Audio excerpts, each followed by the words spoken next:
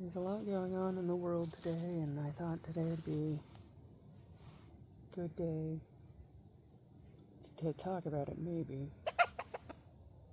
What's your problem, did you see? I know I'm not a big content creator. There's probably very few people that are on the edge of their seats waiting for me to speak out about what's going on. But it has been weighing heavily on my mind. I can only imagine that means it's weighing heavily on the minds of others as well. I'll be posting this video as well as a no commentary video, so no speaking, it'll just be footage of holding one of the boys and watching the river go by, so that you can just have something nice and calm to watch for a while. I hope the microphone's picking up on my voice.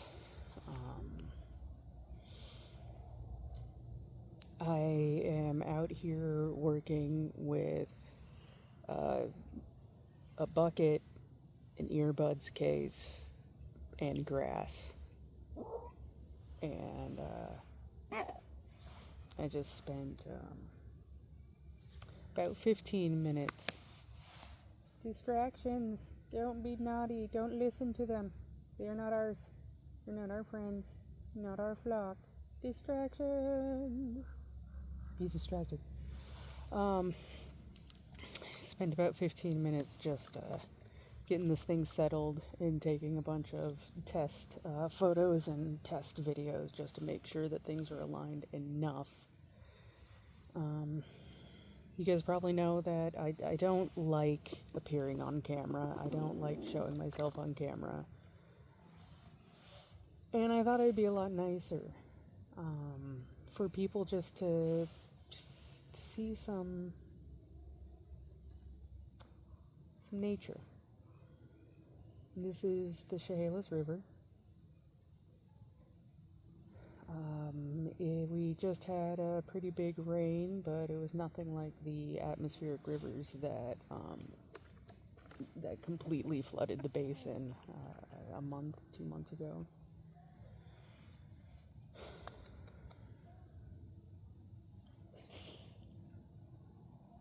So this video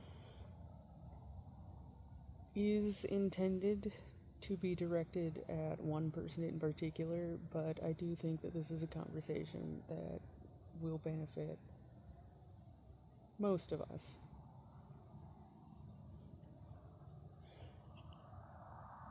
If you're anything like me, you really don't like politics, and you don't like watching the news.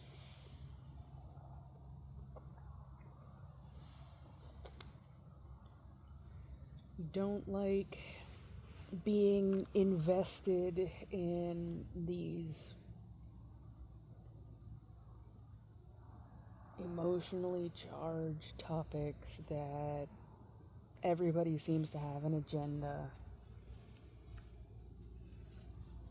But we're at a point that it really doesn't matter. It doesn't matter if you don't like it or not. You need to start paying attention to the news. You need to start paying attention to what's going on.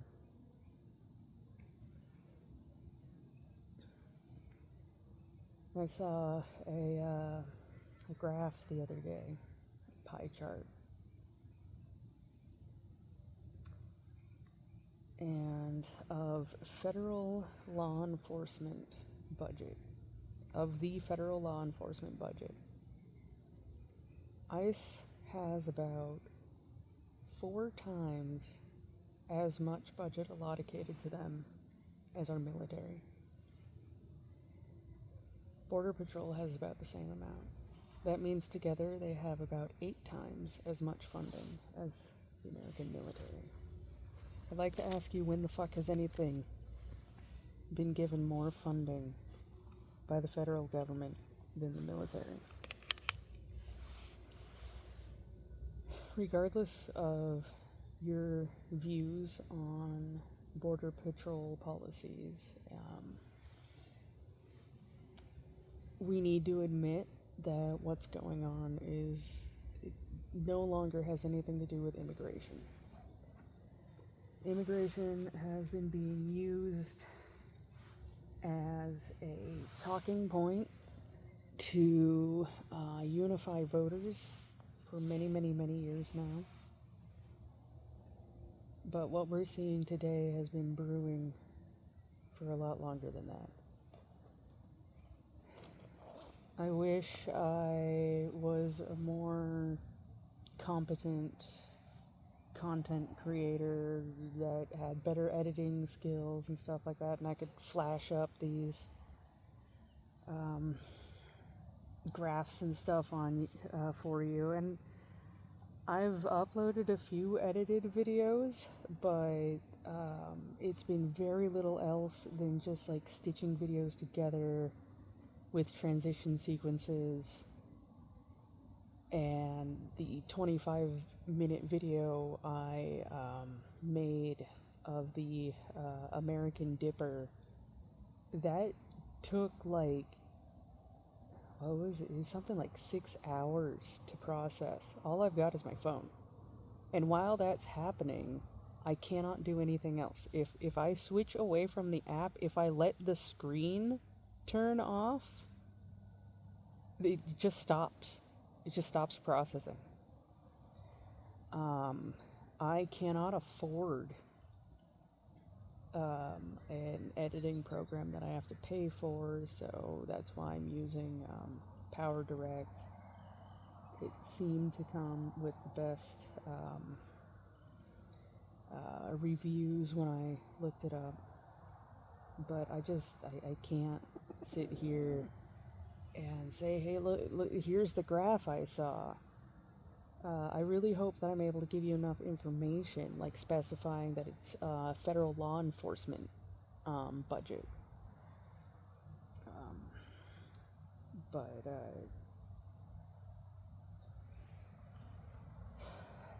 you know, it's a lot more than immigration policies that are weighing on my mind right now, though. I am a trans man, not by choice. I was born into a body that was never fully one sex or the other.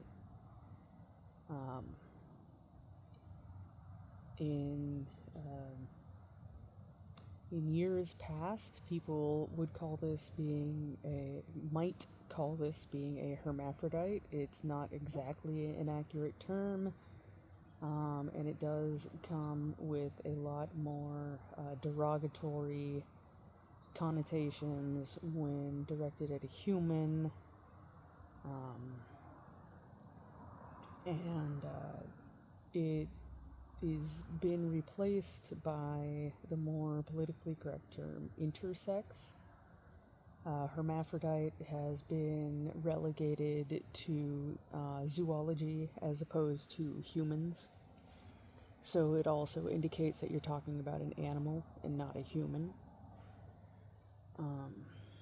I was born with, like I said, I have a body that was not fully one way or the other. I do bleed, but also I have a lot of issues right now with my body trying to actively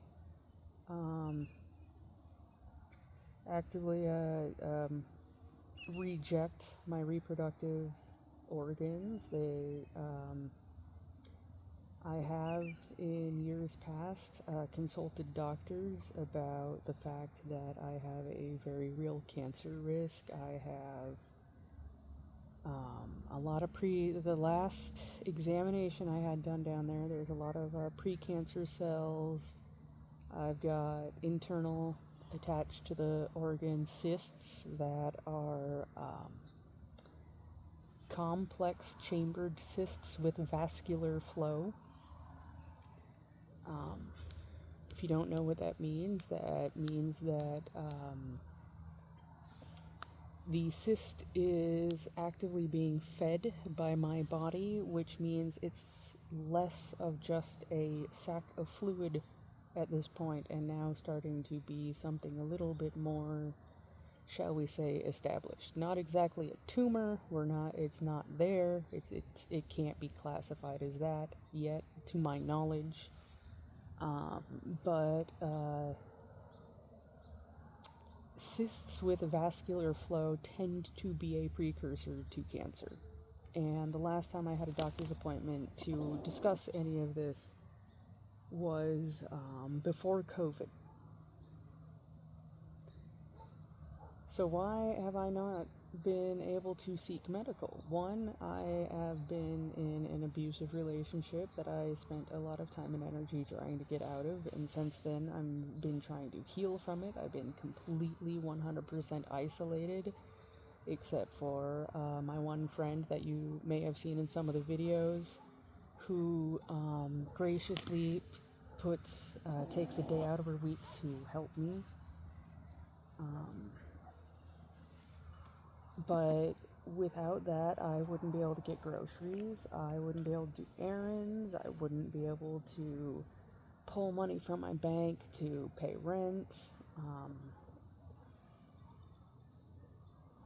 I wouldn't be able to do any of that.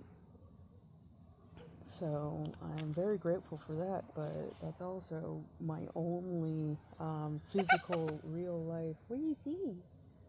Connection.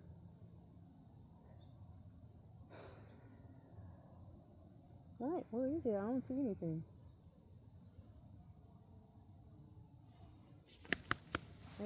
Hey. No. Distractions. So that being said, I need to find a place that I can do medical, but the wall that I ran into was I had a doctor, I had a surgeon, everything was lined up, but there was only one hospital in the area that was capable of doing a surgery that I needed to be done. And what the goal was to remove the organs that are threatening rebellion.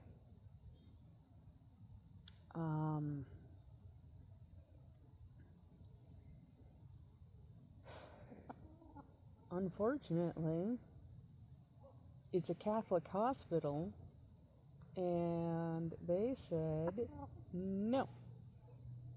This patient also says that they have gender dysphoria in their charts, and we're not going to do anything that could even potentially be gender affirming care. So no. My doctor and surgeon, they went back and forth, and they said but cancer. We want to prevent cancer. And the hospital said no. Not going to do it. It could be gender affirming care. We don't know. We just can't confirm it. It could be gender affirming care, and because of that, just no. This is in Olympia, Washington. The only operating room that is available to, at least that was available to me at the time, was at St. Pete's Hospital as a person that is on state insurance. Like, you could pay, or you could have private insurance and find a private find a different surgeon at a different place. Probably have to travel to Tacoma or something. But I don't have a driver's license. I can't travel. I can't find somebody that's just gonna babysit freaking roosters on a whim. So thus started my search for an alternate primary care.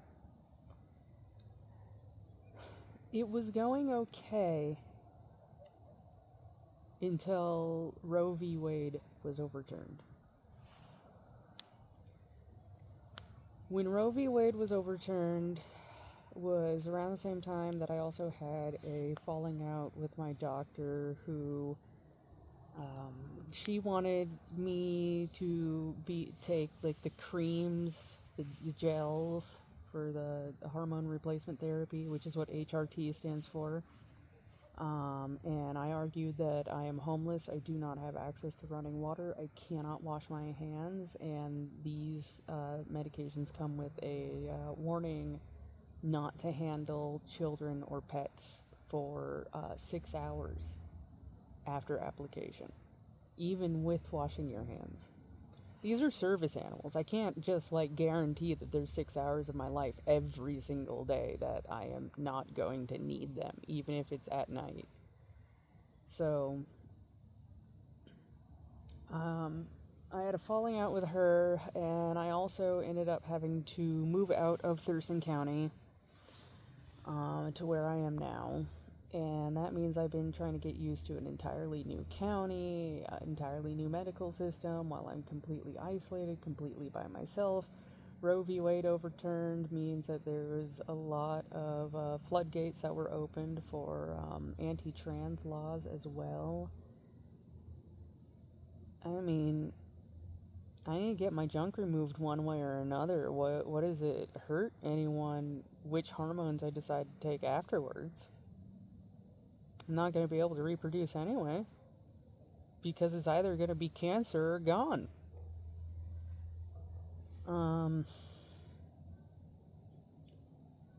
But I can't get that because people voted for Trump, and there's a lot of voting going on in red states that you might think that, like, oh, you're in Washington, you're fine. But one thing that a lot of people don't understand is, like, when you get south of Olympia, like south, you go over to Gray's Harbor, you go down between anywhere south of Olympia to Portland, and then Portland's like the unicorn in the middle of a very, very red and MAGA area. There are people proudly driving around with MAGA flags in the back of their trucks. There are people who have their houses completely decked out in Trump memorabilia. We're very close to the liberal area. We're so close to Olympia. We're so close to Seattle. But it's not safe here. I'm in Washington, sure. In Washington, like, we got Bob Ferguson on our side. God bless his soul. And God bless his war with Trump. We've got our Attorney General Brown, who was working with Ferguson when Ferguson was the Attorney General and was handing lawsuits out like candy to Trump during Trump's last administration. I mean, we got good people in power, but the people here there's such a high population of boomers, and there's a huge population of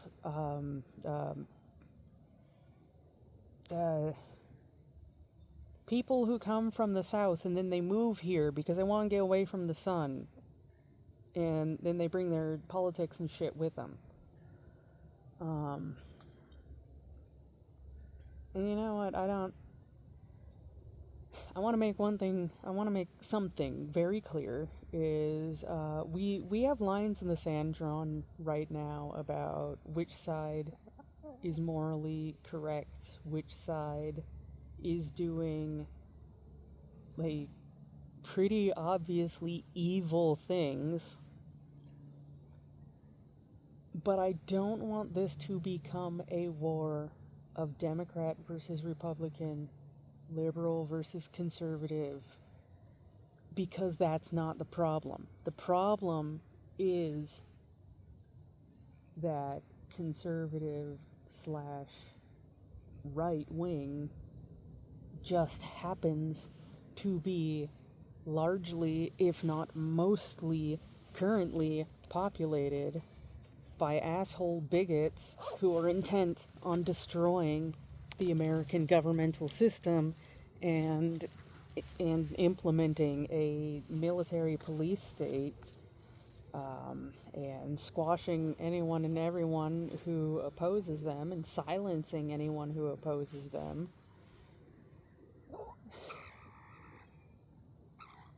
But I really want to push. I really want to make really clear.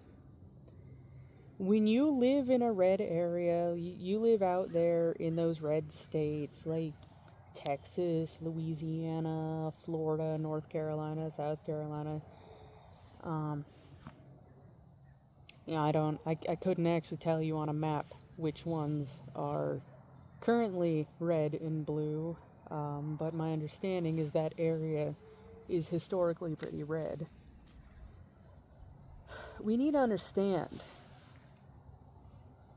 that when Kansas, I believe it was Kansas or Arkansas, passes a bill that is effectively bounty hunting trans people out of bathrooms with a minimum of a $1,000 reward.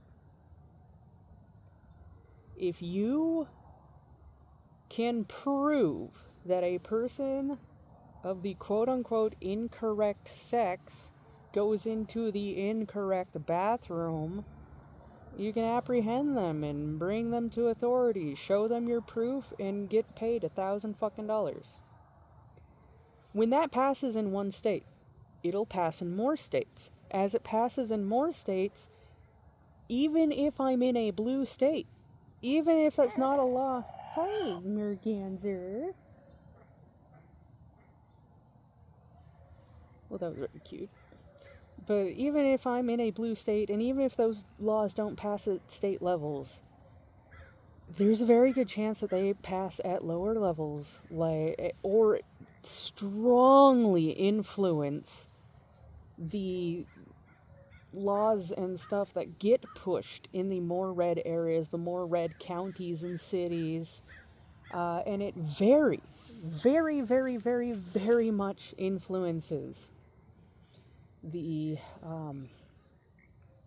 behavior of people in these areas. Like, this is a MAGA area. Where I'm at right now, it is a MAGA area. Like, we thankfully have a pretty even number of representatives on both sides of the aisle, but the problem is that there are so goddamn many of them, and they're so fucking concentrated where they are, that they feel empowered to do things like enact violence on somebody that they think doesn't look the sex that they should. I don't have a beard because I've taken HRT. That's been growing in since I was 16, and I didn't start taking HRT until a couple years ago, and I didn't use it long enough to have any noticeable changes. My body is not the way it is because of anything that I've done. Hi, mergansers. Bye, mergansers. My body is not the way that it is because of anything that I've done. It's just the way I've been born. When I was 12-ish, somewhere around there, I was a child. I went with a friend to Wild Waves. I don't remember if Wild Waves is a Six Flags or if it's like a Six Flags, but I know a lot of people compare them. It's a water park. And I went with my best friend at the time, whose mother happened to be my violin teacher, and that's how we met, because I take violin lessons at her house. And she invited me to her birthday with some of her other friends. And I followed everybody in to the women's side of the restroom where I was quote unquote supposed to be. And we all broke off with our bags and our clothes, our swimming clothes that we're gonna change into. And as I changed into my swim clothes, and as I was waiting for everybody else to get done and meet up with me, this woman comes up to me and she goes, "You don't belong here." And I looked at her and I said, "Excuse me?" And she goes, "You don't belong here." Hey, buddy. Hey, let's not cause any issues. All right, come here. I think it's cuddle time. Come here. I'm sorry. Oh, I got you. Oh, there we go. There. You did so good. Yeah, you did pretty good there. Good job. There we go. There we go. Yeah. There. Oh. Oh. Uh-oh. Uh-oh. There we go. Oh, you're doing so good. You're doing so good. Is it cuddle time? Is it cuddle time? Alright. But yeah, she goes, "You don't belong here." And I'm just going, what? What do you mean I don't belong here? I'm a girl. Isn't this where girls are supposed to be? And she just yelled at me, and she would not stop.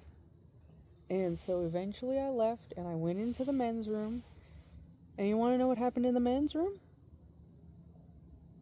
Several men approached me and very quietly, meekly, and politely informed me, "You don't belong here."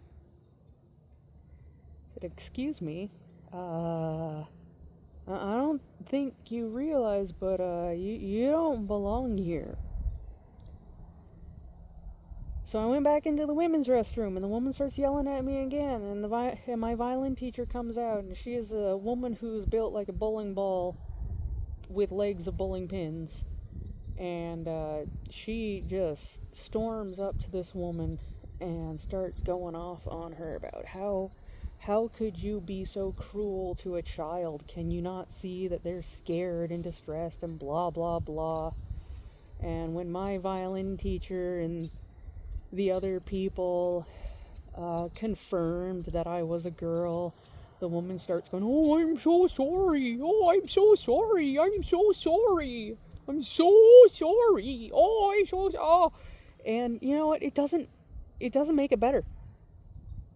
It doesn't take away the hurt. It doesn't take away the fact that I just went into a restroom, changed my clothes as I was directed to do, went to leave and went to just wait for the people that I was waiting for at the hand washing station before leaving, and someone went out of their way to start screaming and yelling at me and threatening to call security and get me kicked out of the park. And I'm a kid. I'm sitting there like, oh my god, if I get kicked out, what am I gonna do? Am I gonna just like sit in the car for like 8 hours in like 100-degree Fahrenheit weather?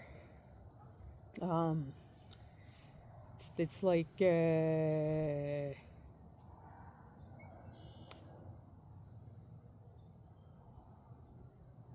why am I drawing such a blank? 32 is 90 degrees Fahrenheit, and 40 is like 115, 120 Celsius. It's in there somewhere. But like, why did she do that? Why did she feel entitled to do that? And why, when Trump has been voted in both times, have I personally experienced an increase of hate crimes directed at me? Why is it that when Trump is in office is when people feel emboldened enough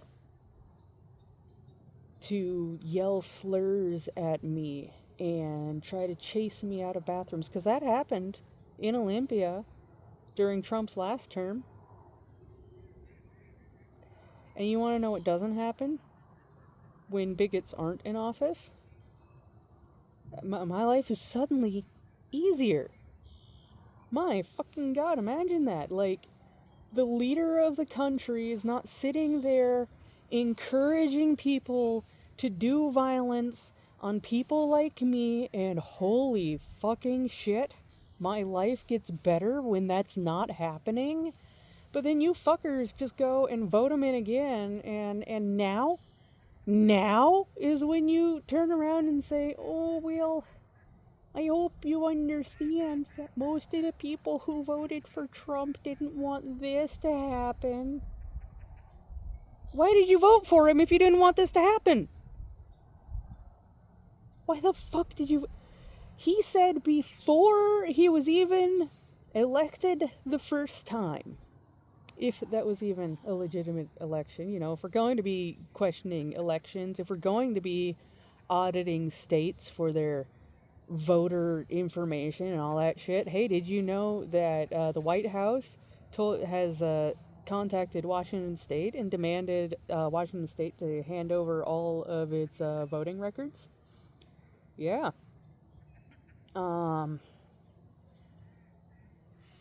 We could very well be the next target for ICE.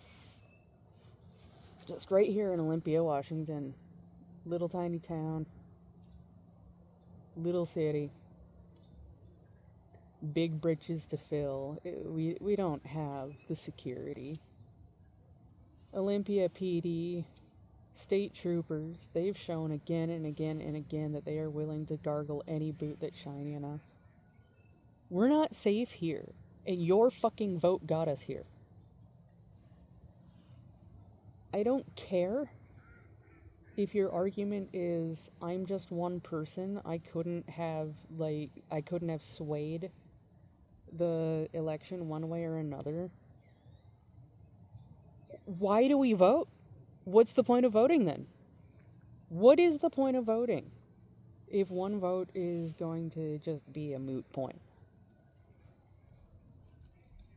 I am mad.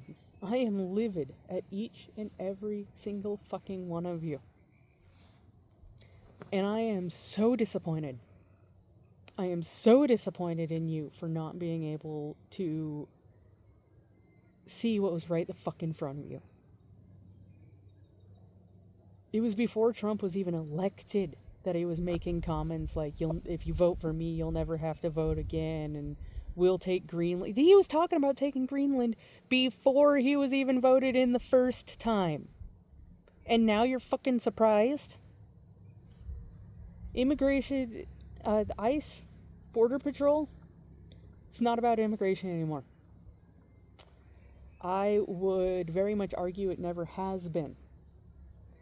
ICE was founded in 2004 by the Bush administration.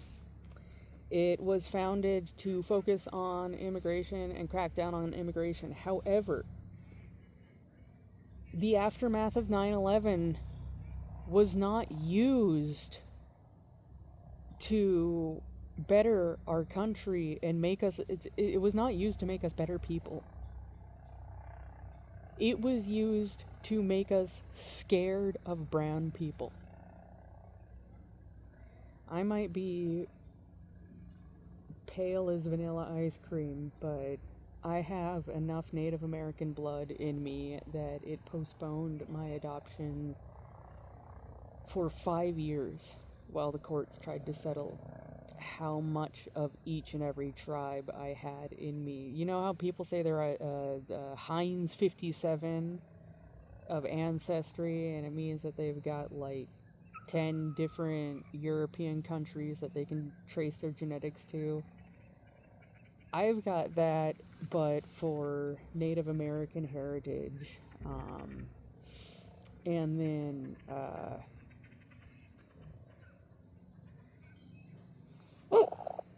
only about 3-4 generations ago did my family line start becoming very primarily Irish, Scottish, all of that shit, the European stuff. So, I mean, I didn't grow up on a res. I don't have very many native friends. Haven't had very many native friends. And a majority of the time that I was a child and I showed any interest into looking into my native ancestry, my mother would get livid and yell at me that you don't need to look into that. Those are the people who abandon you, and they chose not to fight for you. They chose to give you up because they don't care. But I feel it. I fucking feel it. You start telling people to be afraid of quote unquote Muslims, and now all of a sudden our own native people are getting rounded up in that shit. And we're not even talking about brown people anymore. Not with Renee Good and Alex Preddy. We're not even talking about minorities or queers. I happen to share some space with a variety of different minority groups. I share space with the queers by being trans, not by choice. And again, like, there's good arguments to be made that being trans is just not a choice one way or another, but I specify not by choice because, like, if I don't do it, cancer. Alright? If you want me not to transition, then you do want me to have cancer. Because that's the natural and inevitable end to what my body is currently doing. And having the opportunity to transition, it's just kind of a happy coincidence that it also happens to be an option for treating this cancer, because I need to get rid of the organs anyway. And then once you get rid of the organs, you need HRT. You'll need it one way or another. You need it whether or not you are cisgendered or transgendered. Cis is a scientific term that means the same as. It is oftentimes used in chemistry. It is not a derogatory term, I promise you. It means the same as. When you identify as the same gender as your body presents, you are cisgendered. And it doesn't matter. Because it doesn't matter which way you look at it, because once you have your organs taken out, you need some sort of HRT. It doesn't matter if you take the HRT of your assigned gender or not. You need some sort of HRT. I mean, I guess you don't need it, but if you don't take it, then you have a dramatically decreased lifespan, and it's not the most fun and enjoyable life to live.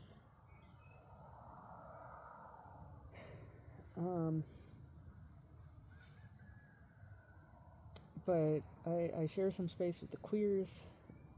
I share some space with the homeless. I am homeless, but I live a very different lifestyle than most homeless folk. I'm not in a tent on the streets in the city. I'm not in a shelter. I'm in a tent in the woods alone. I'm not living in a community. I'm not living in a tent city. I'm all alone. Unless you count these guys. Love you.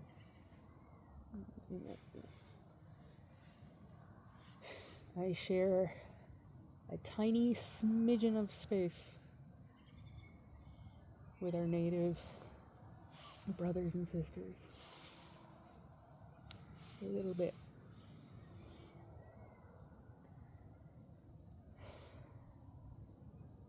I was never allowed to explore that side of me, but it's there.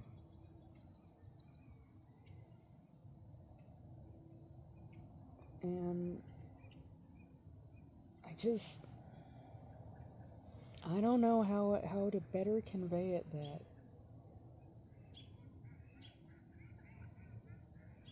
I am furious. I feel betrayed.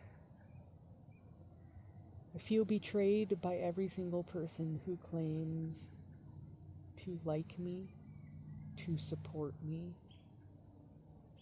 to want the best in my life when they vote, if they voted for Trump, and when they vote for legislation that strips the ability for people to be who they are. I don't think we should be demonizing people who want to be housewives. I don't think... Hi, tree. Hey. I don't think we should be demonizing people who want to live more traditional lives. I don't think we should be demonizing Christians.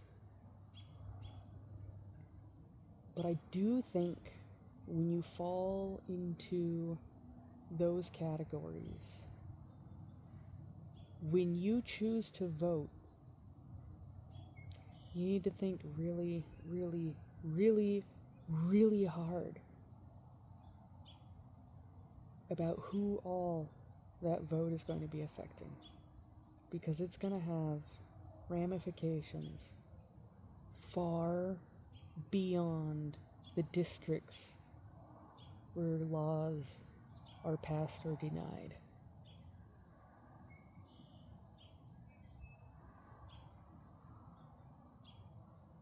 If you voted for Trump once, you're a fucking fool. Painting was right there on the wall the moment he started running. He told us exactly what he wanted to do.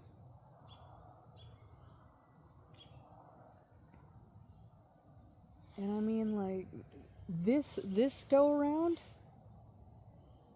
they made Project 2025.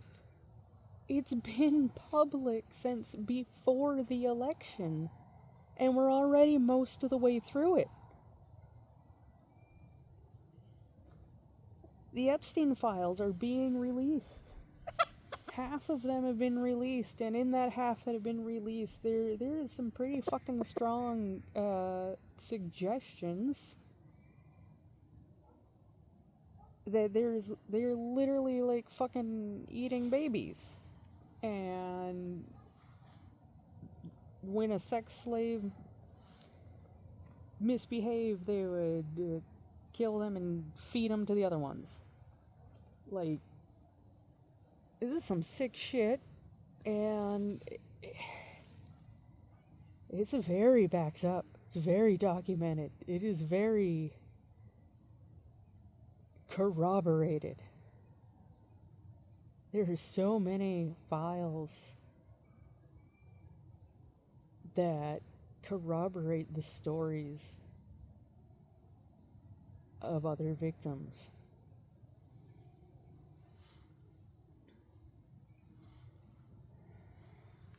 We live in an age of AI. We live in an age where any anti-Trump, anti-MAGA, anti-ICE content is hunted down by AI bots, where they generate their own comments. The He deserved it. They should have complied. Blah blah blah. All of that just fucking heartless, soulless, brain dead shit. It's just propaganda from our own government, the White House.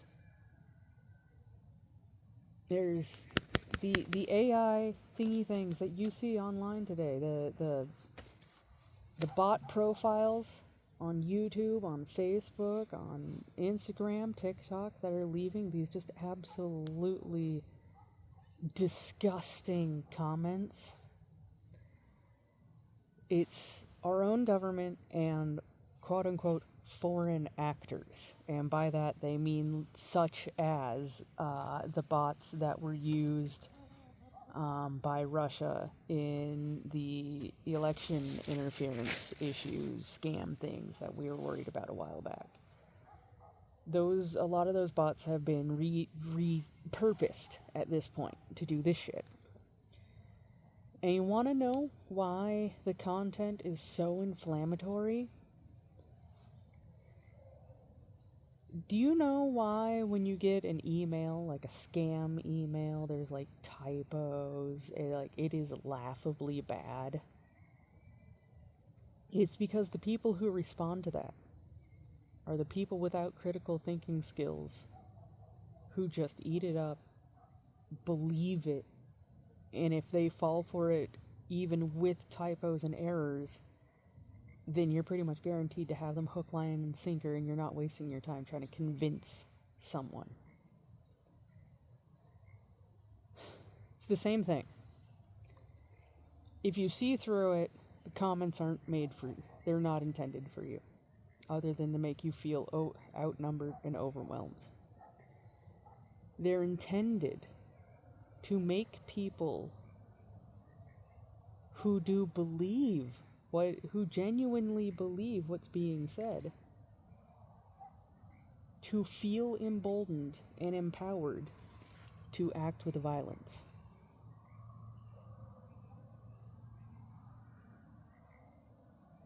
How do you think we got here in the first place? Why do you think neo-Nazis have been a notably large group and growing for quite some time?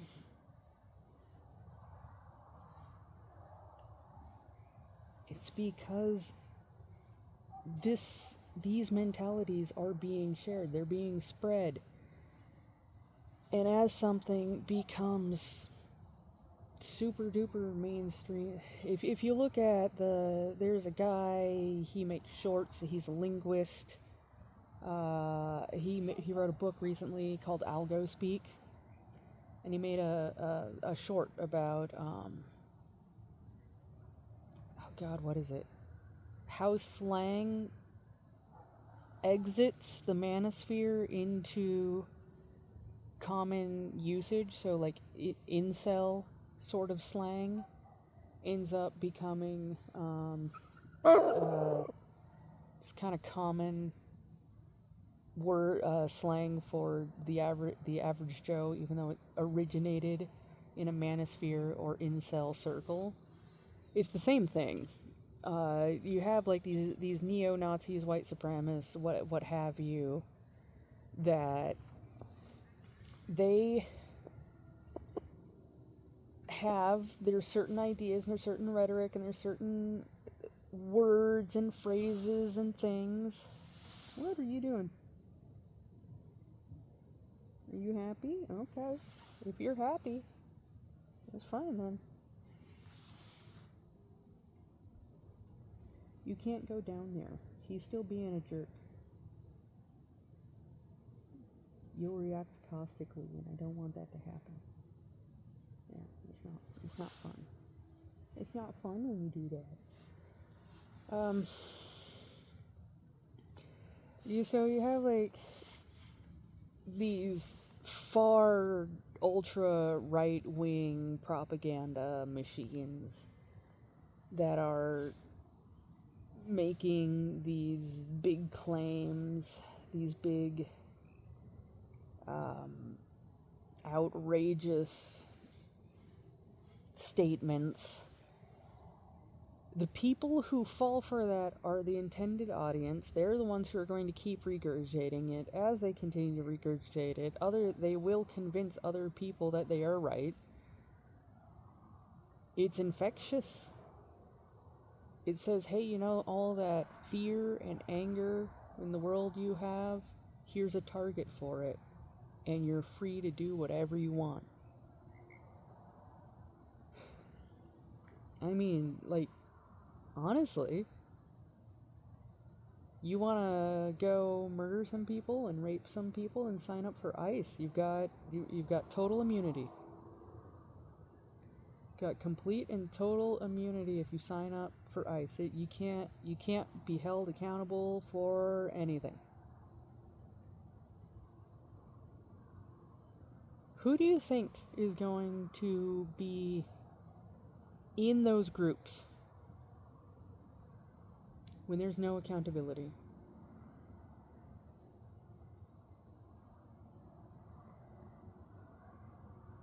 And how long do you think it'll be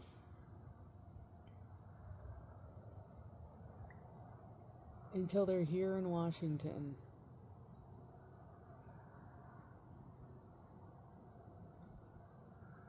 pepper spraying my face?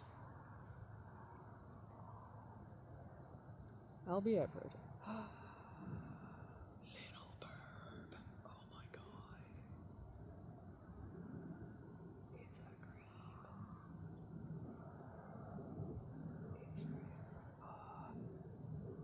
And I'm doing a video right now, so I can't even take a photo.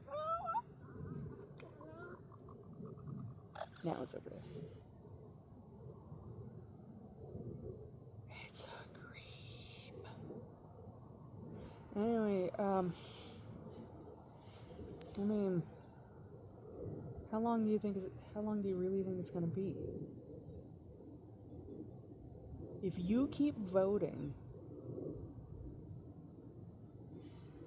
and you might sincerely believe in the things that you're voting for. You might sincerely believe that we should be an isolationist country and that we should have closed borders and stuff like that, but the politicians who run, yeah, I see it, it's the Harrier. The politicians who run on those arguments, on those points, they are sowing unnecessary fear into the public about the people that they are claiming to keep out of the country or to do things about being in the country if they're in the country. They're sowing unnecessary fear, and they're sowing unnecessary fear so that they can control you. So they have something that your voting base can unify against, not unify for. You're being fed stories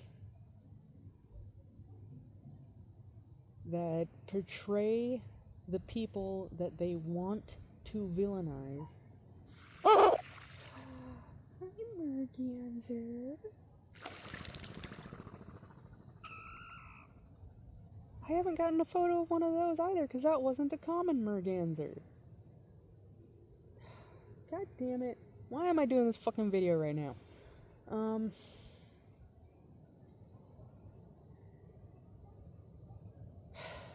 So as I was saying, oh god, I don't even remember what I was saying at this fucking point. Right, if you're in a red area, if you're voting for politicians that are super duper pro border control and stuff like that, you need to ask yourself, what the fuck are they doing in Minnesota? Why isn't this military style operation taking place in Texas or Florida, where there are millions of undocumented individuals and then you have Minnesota, where the undocumented citizens make up like less than 1% of the population. I don't remember what the Florida and Texas statistics were. I think it was like the undocumented population is making up like 4% of the population, but they're also much bigger states, much more densely populated.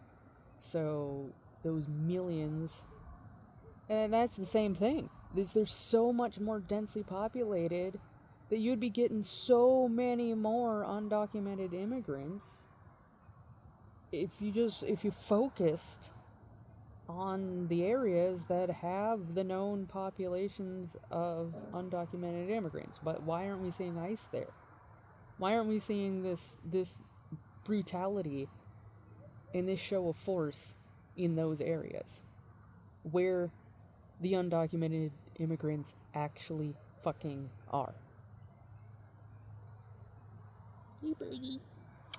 They say they're getting the worst of the worst, then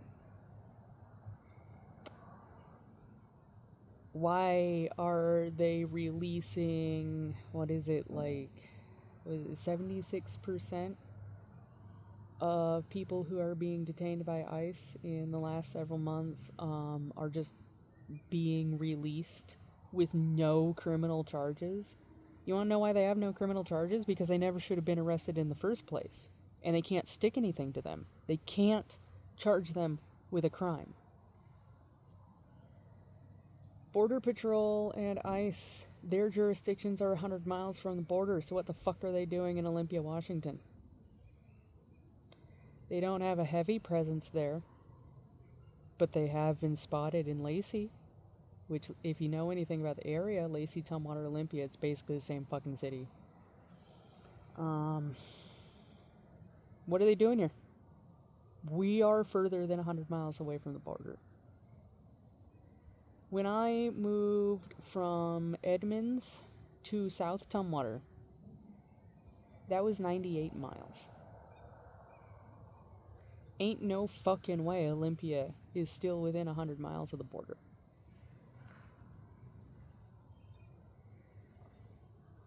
So, what are they doing here? Why are they making claims that they can do things that they can't do? Like, why are they lying about not needing warrants or lying about the warrants that they have? Why is this a thing? Why are we making excuses for that?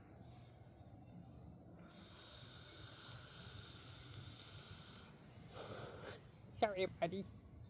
Oh. Sorry. I'm good now.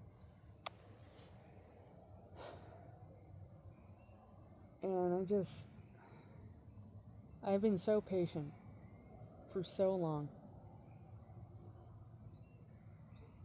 And every couple of election cycles, the Republicans do shit like this. Every couple of election cycles, Republicans completely fuck up our country and stir hate and fear and encourage hatred towards individual people, towards minorities. Bush was all about hating the Muslims and the Iraqis and the Iranians and anybody who looks vaguely Middle Eastern. Like, if they look Middle Eastern, then you should be suspicious of them. Like, that was the culmination of all that shit. That became a social cultural norm to just be suspicious of someone because they happened to look Middle Eastern. You know who also happens to look Middle Eastern sometimes? Sometimes? Natives and South Americans. Sometimes.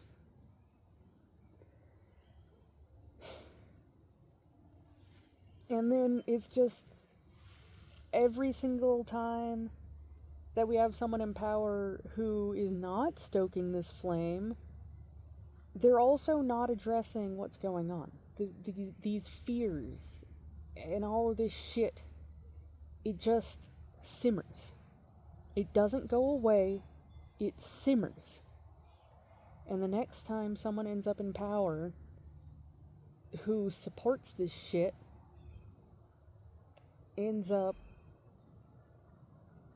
doing their shit, being in power and spouting off all of their stupid fucking bigotry, all of a sudden the people in the country become more violent and more hateful. As a person who fits into a few different minorities, I can personally say that I have personally noticed a increase in violence aimed at me when certain political people are in charge, when certain political parties and political powers are in charge, and a decrease when they're not in charge, even when the majority is not reflected in my state. Because this state is not, it's not much more blue than you would think. Like, we're not like a landslide blue state. I think it's 70-some% of us are blues, and that's also because a vast majority of the population is on the West Coast near that Seattle, Everett, Tacoma, like Silicon Valley to Electric Boogaloo area. But again, as I said, when you get like south of Olympia, this is a very red area. Oh God, I'm in so much pain. Oh, I'm so much pain. So, when you go voting for your shit in whatever fucking red state you're in, keep in mind that it affects me too. Keep in mind that it affects other people in other areas, including areas that should be quote-unquote protected. Okay? Keep in mind that when you vote for Trump the first time, I'm able to take a deep breath and say, all right, well, some people, they're just not educated on the topic of current events and politics and stuff like that. And they do not understand the power of their vote in particular. They do not understand how far of... I'm sorry, buddy. I tried to let you stand, but you seem to be struggling so much, and I don't know if I'm going to be able to be steady for you, so I figure I just hold you. Is it okay? Are we okay? You go with this? You go with this? Love you. Love you. Such a good boy. But I do not believe... Yeah, the first time we vote for Trump, I can say, all right, I guess you don't understand how far of a reach the ramifications of this are going to be. When you vote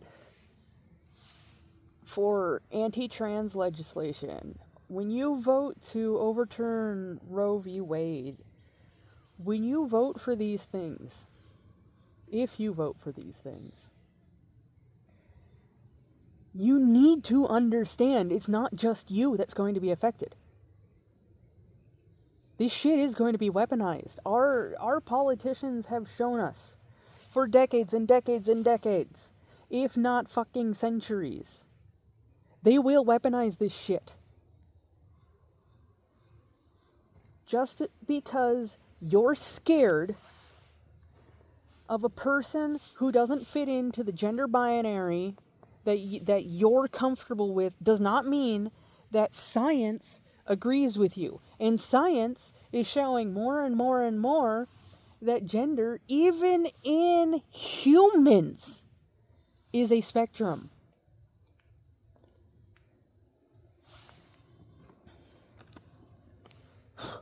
Where should an XXY person go? Do you know how XXY manifests? Do you know what a person carrying XXY chromosomes looks like? What about XXX? What about the fact that the Y chromosome is, we've noticed over time that it is changing. It is getting smaller, it's diminishing, it is changing.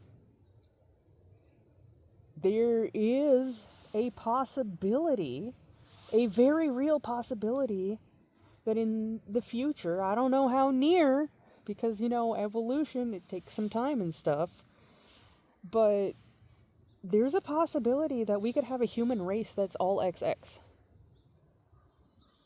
And there's a possibility that looking at people, looking at physical traits, you wouldn't be able to tell.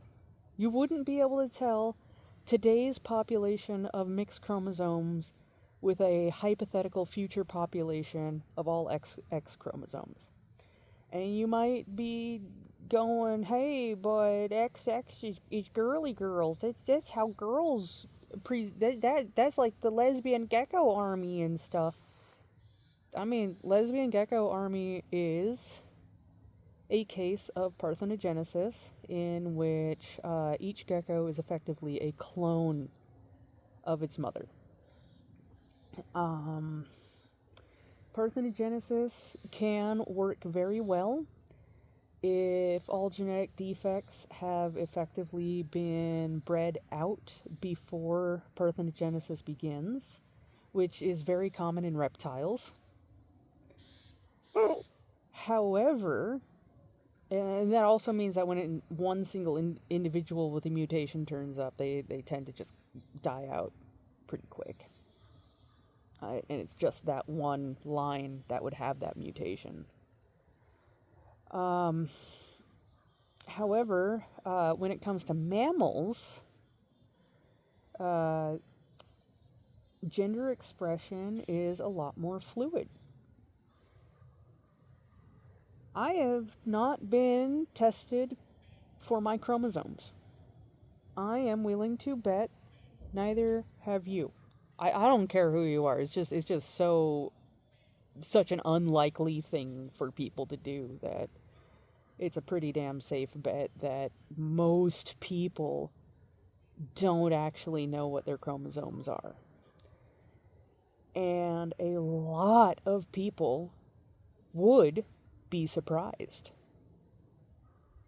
I guarantee you, if chromosomal testing was just a free universal thing that everybody just did, I guarantee you, we would not have a clean definition between XX and XY. There wouldn't be. It would be trends. You could definitely say that there is a huge trend, but there would not be enough to say for certain that XY is this presentation and XX is that presentation. Nature is fucking weird, and it never gives anything to you straight, as Lindsay Nicole would say. So, I mean, I know this is a very rambling video. I didn't make any notes. I don't even know how long it's been. I don't even know if this fucker is still recording. Are you still recording?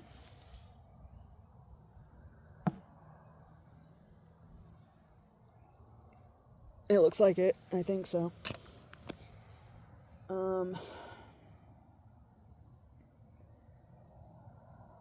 I know it's been a long rambling video. But the long and short of it is,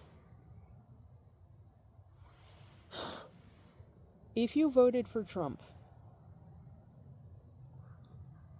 if there is the teeniest, tiniest shred of possibility that you would vote for Trump again or vote for J.D. Vance, If, when you vote for policies that would limit or harm minorities, such as anti-trans bills, such as the grotesque amount of funding for DHS, Department of Homeland Security, which is the umbrella that ICE and Border Patrol is under. If you support funding them, if you support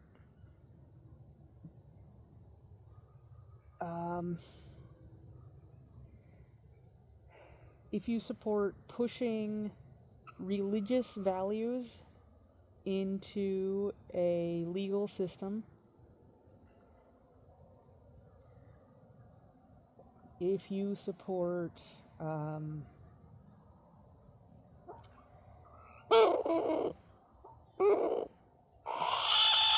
oh, it's a kestrel. Hi. Hello. If you support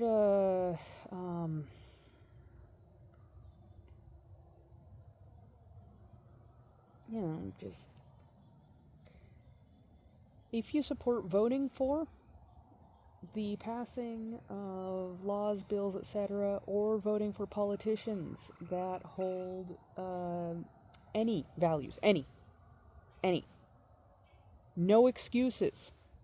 No, well, he's pretty weird about how he feels about these people, but I agree with him about everything else. That's not good enough. If you vote for these people and policies, I don't trust you. I don't trust you to have my best interest at heart.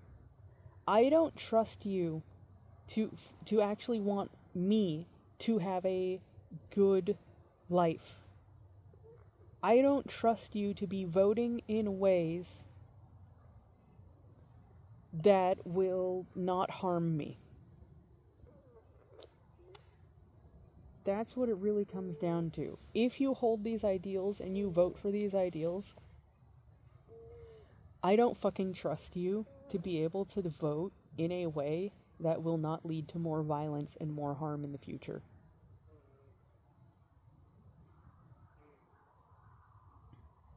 To the person that I am speaking to directly, I fucking love you so goddamn much. And I want you to know that. I want you to know that no fucking matter what, I love you so much. But there's certain values that you're holding on to. Your reaction to recent events, especially what you said about Renee Good.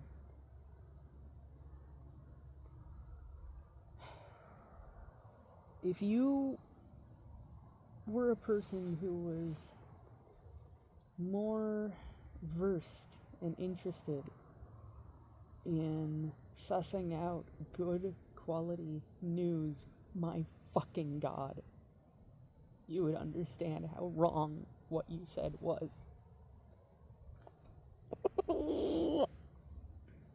You would understand that you're falling right into their goddamn trap, and do you know how much that fucking hurts to watch my best friend turn against me? If I was in Renee Good's shoes, I'd be doing the exact same thing. The exact same thing. There is no reason for anything to be given a greater budget than our military with the way that we have historically funded our military. I don't care if it is specifically law enforcement funding. I do not care if it is specifically that or the entire federal budget, because they're getting even fucking more from the entire federal budget. And Trump wants to give them $1.5 trillion more, and they're saying it's for better training. They used to have training that was 16 weeks. They cut it down to 47 days because Trump is the 47th president. Literally their reasoning for cutting it down to 47 days. And now they're saying, oh, these murders and stuff are happening because of lack of training. The people who committed the murders have been ICE agents or Border Patrol agents for many, many years. The two people who shot Preddy, one's been an agent since 2014 and the other one 2018, something like that. It's not the training. They spent billions of dollars. I think it was $2.2 billion in 1 month alone on guns. Border Patrol, immigration enforcement should never have guns. That is not the kind of shit they do. If you even fucking want to justify their existence, which you cannot anymore. Most of what Border Patrol and ICE was supposed to do was paperwork, desk work. They sit behind a desk, and they sort through things, and they sleuth through things, and when they identify a person that needs to be caught, they contact the local law enforcement to where that person is, they cooperate with them, and then they take the person into their custody.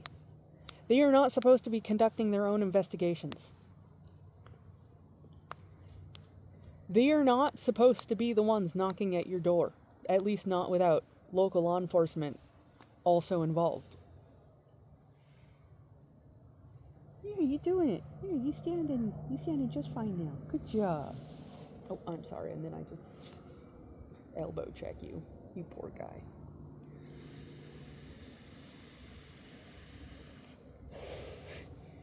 But this is not it, guys. You need to wake up. Being woke isn't bad. Being woke isn't a bad thing. What being woke means is being aware of the deception, corruption, and violence that is happening around you. Waking up to it. That's what it means. When somebody says, wake up to blank, when you realize that that is a pretty big issue, you have woken up. You have become woke. It's not a bad thing. It means you are aware that social justices are being violated. And you're not okay with it. I don't know how much further this regime has to go before we can all agree that this is not okay.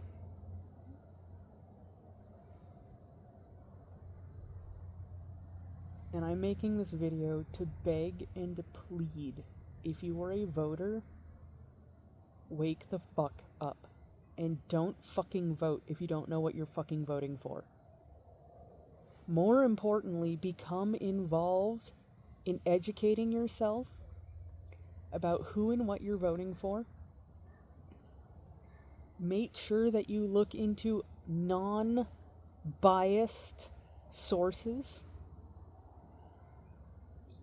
I don't have a suggestion for a free tool to help with this, but I can suggest Ground News. I've used Ground News for a really long time. I haven't paid for it myself. I became a member before they were a paid for thing. Like, you paid for basically quality of life updates, not like access. But now you have to pay for to see like the where does this news source lean? Is it left leaning, right leaning, or center? And who funds it?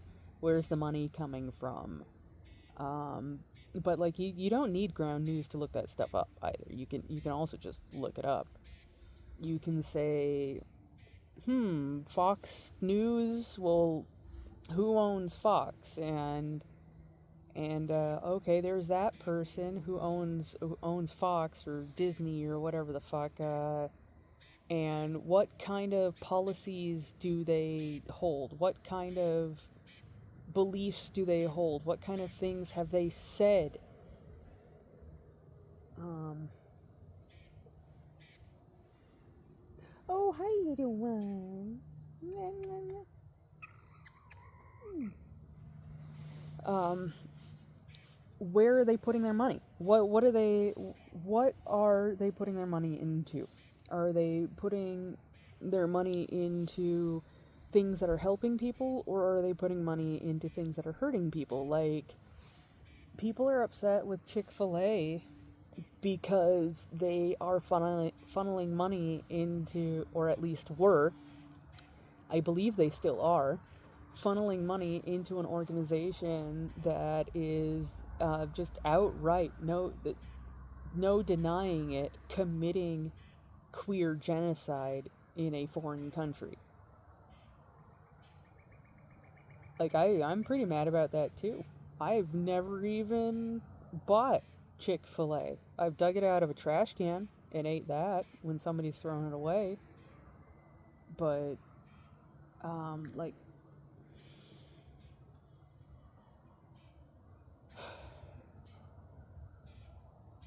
people have a reason to be mad at this stuff. And I mean, we're at a point that baby eating, devil worshipping cabal of billionaires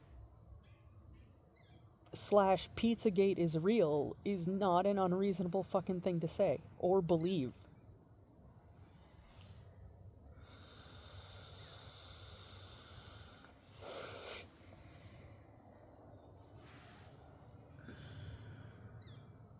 So next time you get ready to vote, please, for the love of fucking God, if you love me and you care about me and you care about my well-being, you care about my ability to not have cancer, you care about my ability to grow, to be able to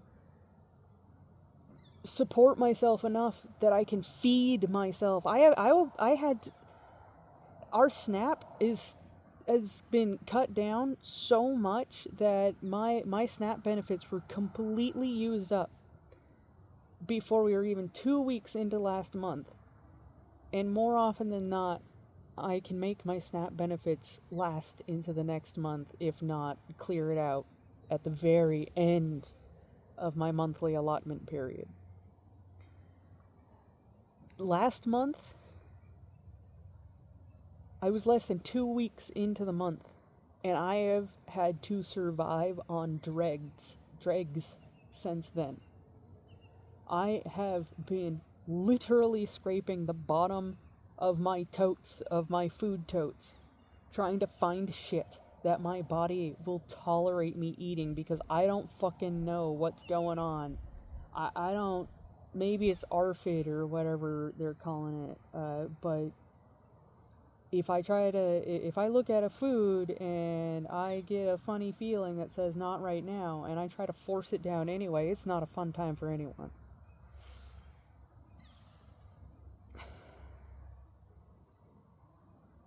And that's thanks to Trump. And if I can say that that's thanks to Trump, then that's thanks to your vote. When I vote, I don't vote for Democrats or right, or I don't vote for parties. I don't vote for politics. I vote for who is most qualified for the job that they are running for, and who is least likely to incite violence in the public, in the civilian population.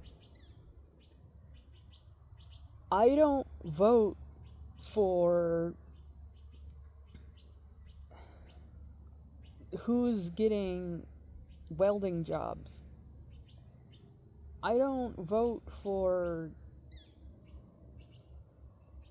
Trump doing the whole fucking pipeline thing, which made a bunch of jobs for people, and then people benefited from that.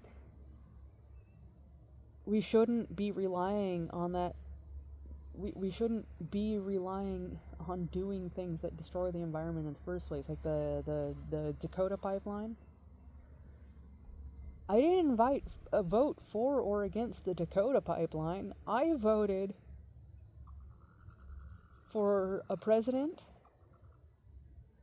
that wasn't going to encourage their population, the people that they serve, to commit violence on one another.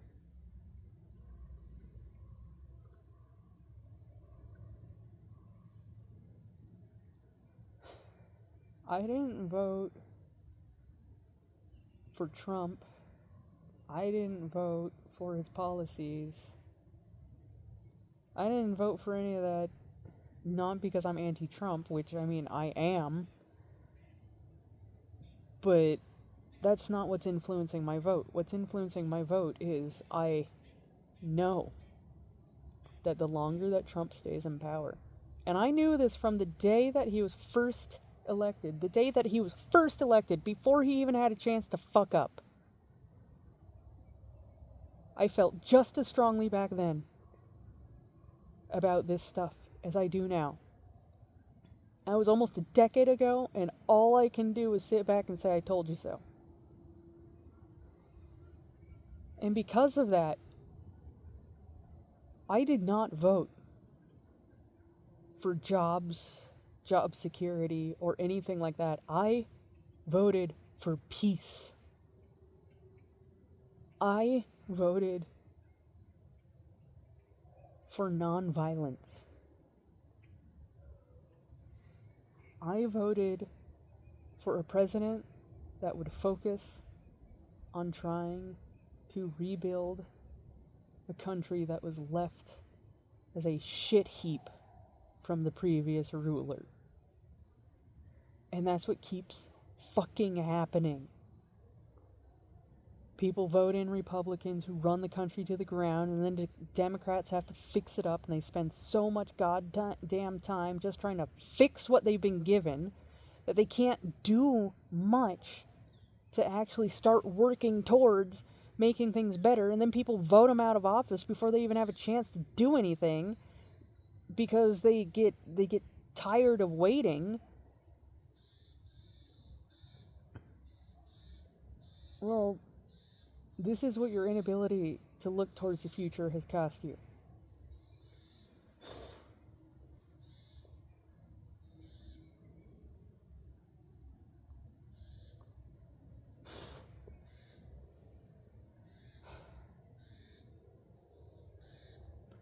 This shouldn't be happening. We shouldn't be here. We shouldn't be dealing with any of this. None of this should be happening. But we're here, and why are we here? Allegedly because of voters, unless the elections were stolen and tampered with and stuff. But even then, when we get rid of Trump, this isn't ending. It started a long time ago. The seeds of this takeover right now were planted in 9/11. All that hyper-patriotism and be scared of Middle Easterners and all that shit. These seeds were planted back then with that rhetoric. And the people who support that rhetoric tend to be the same people who support stripping trans rights and birth control and abortions and stuff like that.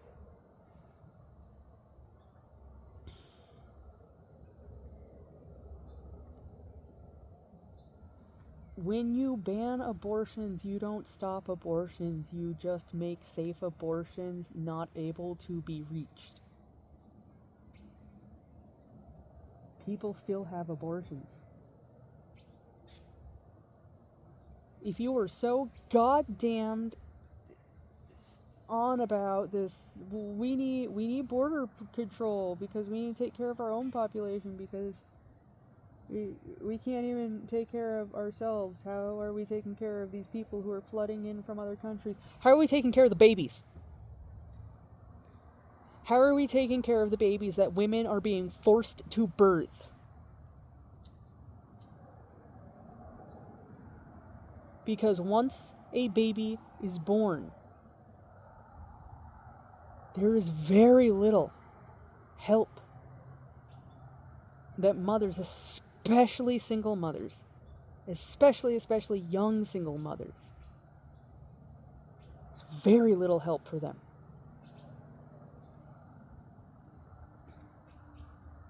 The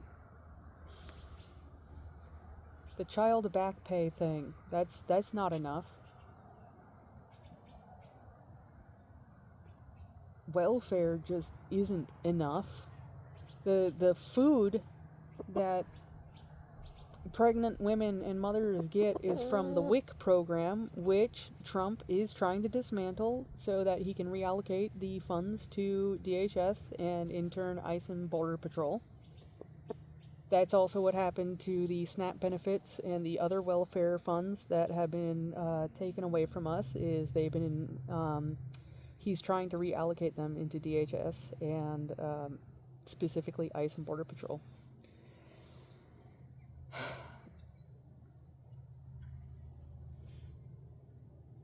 I've been sitting here watching this since 2001, since those planes hit those towers. I knew this day was coming. And just because we get Trump out of the office doesn't mean this is over. It means they're going to sit back, let things simmer for a while again, and they are going to study why this didn't work, and they are going to quietly keep planning in the background until they can make a much more swift and much more violent attempt, power grab. Much more coordinated. Just because you get rid of Trump does not mean that you get rid of the people who voted him in, the reasons that they voted him in, the reasons why they're voting for policies that support the ridiculous lengths that Border Patrol and ICE have gotten to. It doesn't mean that you address the mentalities of the people who voted for this to happen. It doesn't, just because we get rid of Trump doesn't mean that we never have to worry about this again. It means that we have to be hyper vigilant. It means that we have to do everything in our fucking power to make sure this doesn't fucking happen again.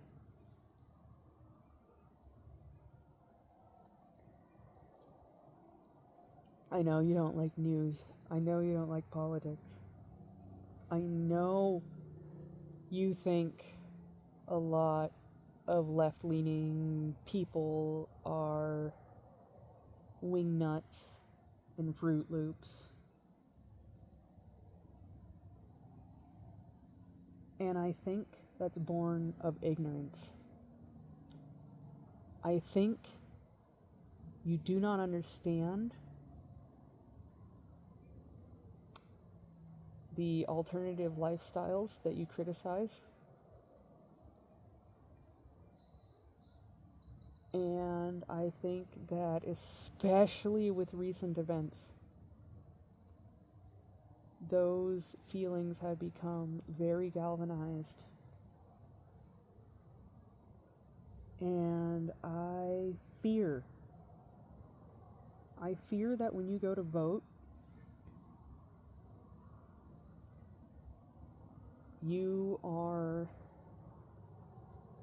voting in ways that you feel will punish the liberal hippies in your area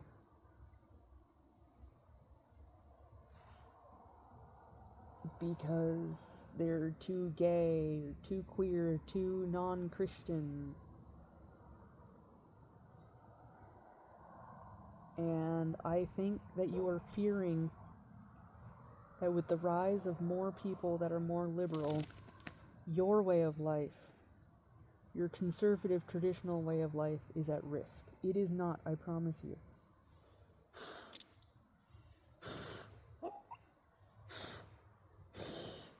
The only reason it feels like it is because the liberals and the queers have been attacked so fucking violently that just to survive, we have to be loud and proud and visible.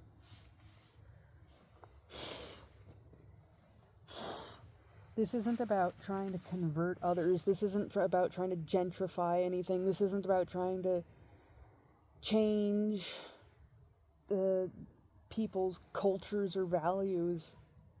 What we want to change is we want to change that when a person is scared of another person or hates another person, that they're willing to not demonize that person. It is okay if you don't like someone, but you shouldn't act in ways that are going to bring harm to strangers and people you love. And that includes the choices you make when you vote. That includes opinions on border patrol, birth control,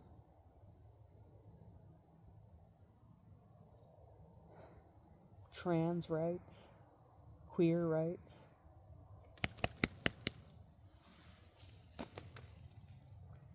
Distractions. I promise you that just because there are rainbow flags in classrooms does not mean that they are making kids gay. These kids are going to figure these things out one way or another at some point in their life.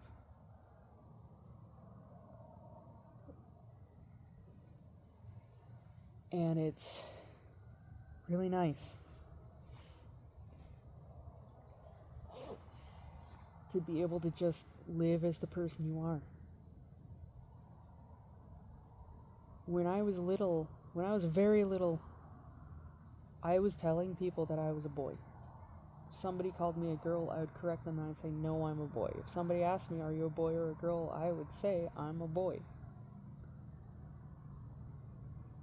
I was barely able to speak. I also told people I wanted to be a vegetarian when I meant I wanted to be a veterinarian. Huh. And I'm seeing the tire tracks, but I never heard anybody out here. Interesting.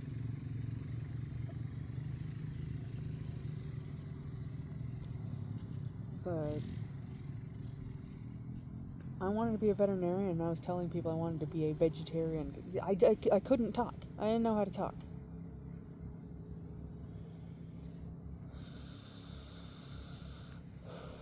That's how young I was when I knew that I was a boy. And I knew there was something wrong with my body. The fact that the things that I don't want in my body just happen to also be threatening cancer and need removed is a happy coincidence. Nothing more.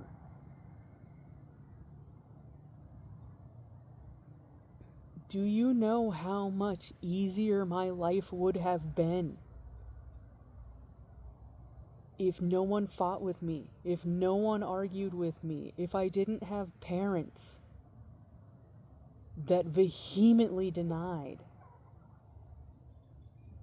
and would tell me, you can't be a boy because we adopted you to be our little girl.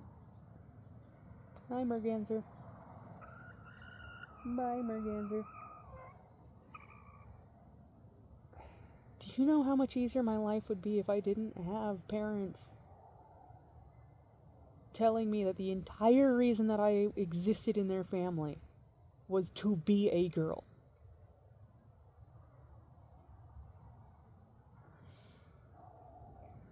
Do you know how much easier it would have been if I had classmates and teachers who understood that my dead name was given to me by my birth mother, who was pimped out by her mother as a little girl, and when she finally got pregnant, she was kicked out. But then when she was about to give birth, my grandmother said to my mother, "Hey, if you name your child after me, I'll love you again."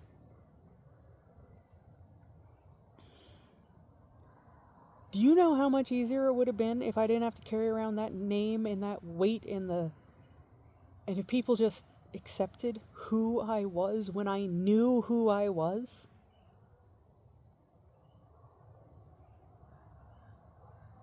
And another thing, way more people, like there is a very, very, very, very good argument to be made that bisexuality is the default sexuality.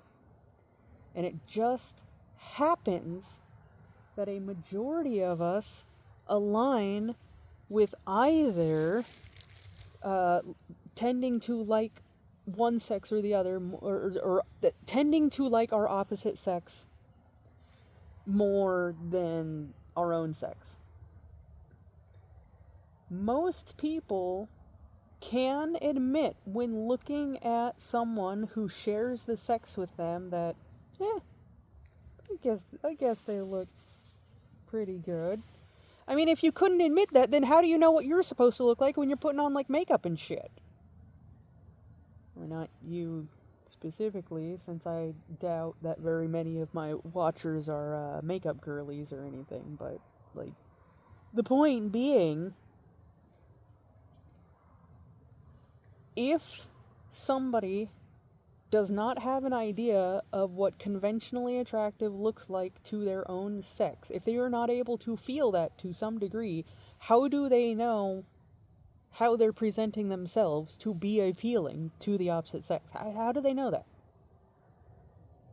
It's because you do have an innate appreciation of being able to look at somebody of the same sex, or of the sex that you're not attracted to, and say, yeah, they don't look bad. There is a very big argument to be made that bisexuality is the default sexuality.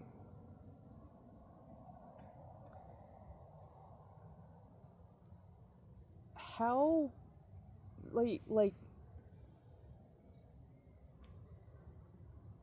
I understand that people value God and religion and tradition and stuff like that, but not everybody is going to share your tradition. Not everybody is going to share your values. Not everybody's going to share your traditions. The areas where you grew up are not going to stay the same. Period. The world is alive. It is constantly changing. You should be happy that it's changing in a way that is allowing more people to live happier, freer lives. If you want to restrict yourself based on a religious code, if that makes you feel better, more power to you, but you should not put that on others. You should not say that because your religion doesn't support gay people or whatever, that nobody's allowed to be gay and nobody's allowed to learn about gayness. All you're doing is making a miserable fucking population of every single fucking person who is, for example, gay and not allowed to learn about it, not allowed to explore it. Are you going to be happier if a person feels like killing themselves every single day because they're in a marriage that they loathe because they're not actually attracted to their partner? Or are you going to be happier that that person is, in your opinion, going to hell, but actually able to live a fulfilled life?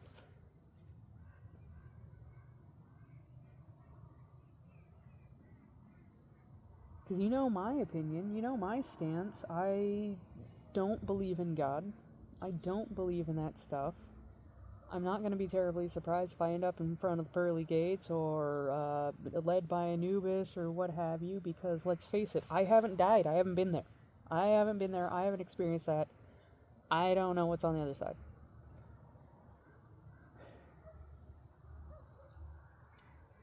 I personally believe in reincarnation, but it's due to personal experiences that I cannot explain and I cannot rationalize in any other way. So I don't really have any reasoning other than I've had some experiences, and they were weird. So I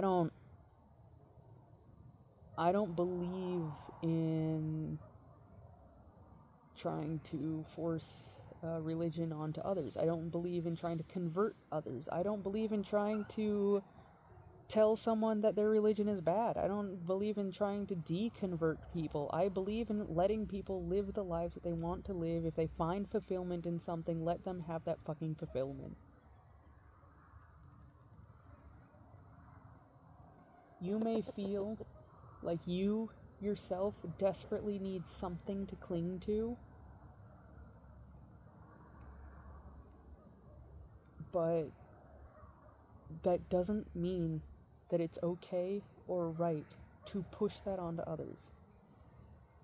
And what I mean by that is, well, if you voted for Trump, I am now experiencing violence, anti-trans violence, because of his anti-queer rhetoric. Because people feel emboldened when their leader shares their abhorrent views. They feel emboldened to be awful, terrible people. They feel emboldened that they're going to be protected when they do violent, terrible things. And they're right. They are correct. Especially with what we've seen with this administration. And that means... okay, all right. Let me just make sure you're not getting tangled. Okay, there you go. All right, there you go. Where are you going? All right. You're going right there? Okay.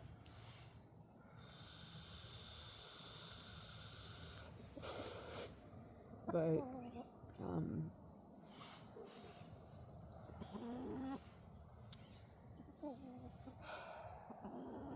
if you voted for Trump,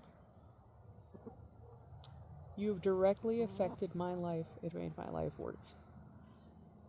You've made my life more violent. You've made my life less accessible.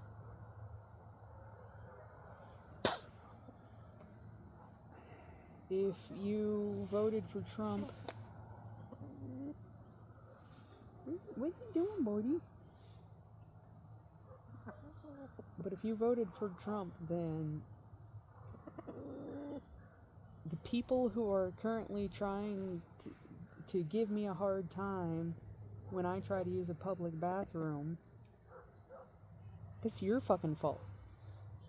That's your fault, and the people who voted for other politicians who host the same values, such as those fuckers in Kansas. And why do you think that law in Kansas passed? Because Trump is in office and other neighboring states have passed similar things. Who is the ones that are passing those things? The same people who are super fucking on about supporting Border Patrol and ICE. So no, I cannot support immigration. I cannot support restricting immigration to anyone at this point. I cannot supporting an immigration enforcement service such as ICE or Border Patrol or even Department of Homeland Security at this point. I can't support any of that, and I can't support any of the arguments that go with it at this time, because the politicians who are using the same arguments that you tried to tell me, that you tried to use on me, the politicians who are using those arguments are the same ones who are making my life a living fucking hell, right? Hey!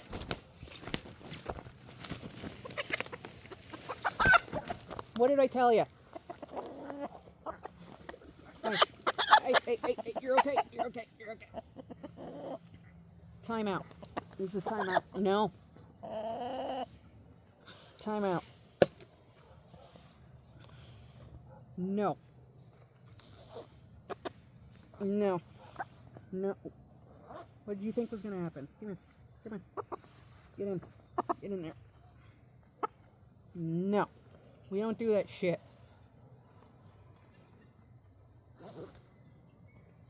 Here. Oh, I'm sorry. I'm just trying to make sure that your leash isn't wrapped around your wing. Come here. Oh. Uh-oh, buddy. The leash is wrapped around you. Oh, buddy. Oh, it's around your leg. Uh-oh. Come on. You can do it. There you go. Yeah, get over there. Eat that stuff up. Oh, my butt hurts. But yeah, I am furious right now because I do not feel safe in a country where people vote using the logic that you have used recently when talking to me about conservative talking points. The same talking points that you are falling into right now, they're the same ones that have historically been used to excuse violence on minorities, such as myself, such as what I am currently experiencing.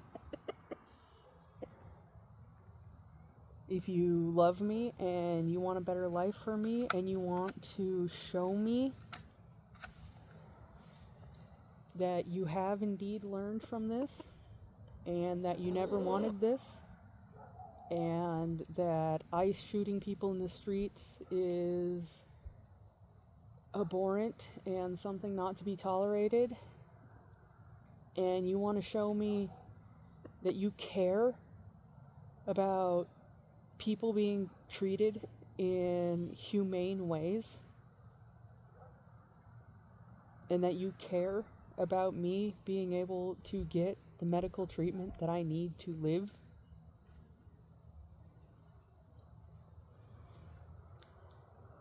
and start showing me, start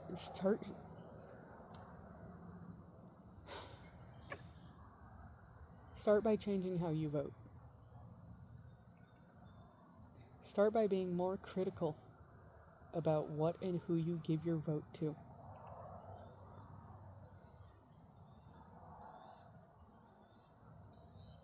Stop saying, you know what, I really like these policies that this guy is going for, and start saying, who is this guy really?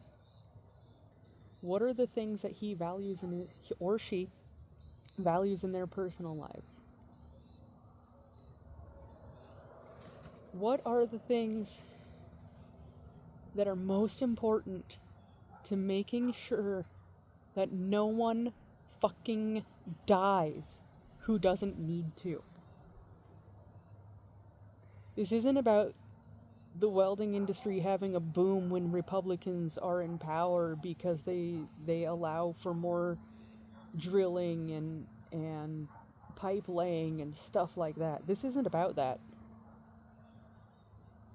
This is about who is going to take a stand to make fucking certain that innocent people don't die.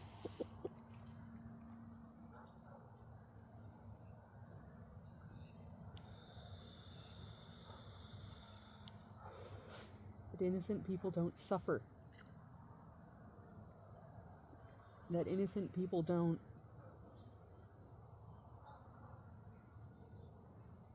end up being the victims of a violence that we could see brewing for decades. I am far from the only one who has seen this and believed this and has been following this shit. We have seen it for decades, and we keep putting up with you assholes, voting in fucking idiots who all they fucking care about is dividing us by using fear and hate.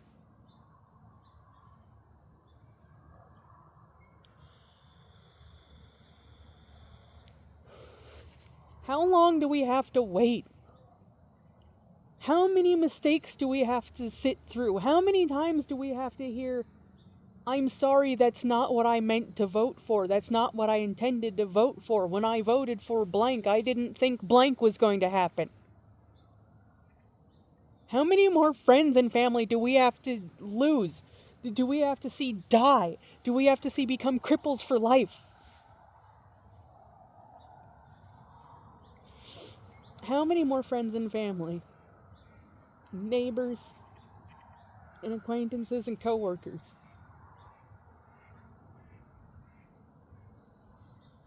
do we have to see their lives destroyed while you sit there and say, yeah, but I feel like Christianity's under attack. I feel like my way of life is under attack. I feel like the Barbie movie was too woke because pregnant Barbie was treated like shit because nobody values housewives anymore. What's wrong with housewives? There's nothing fucking wrong with housewives, and you're right.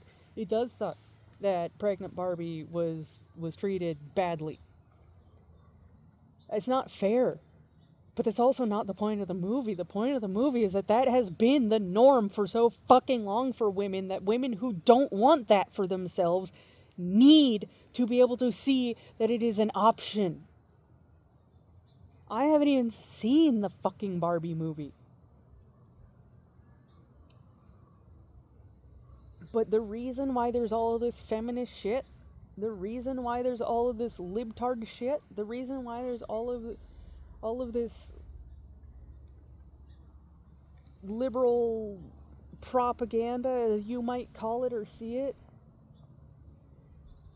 is because you guys have had the norm for so fucking long. And you have been the majority for so fucking long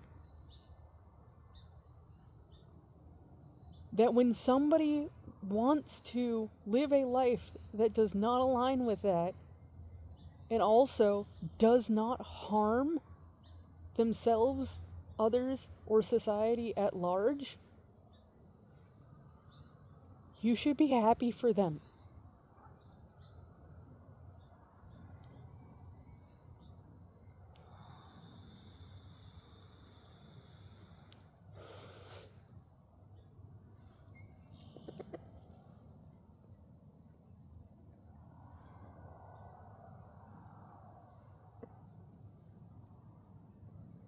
Married couples,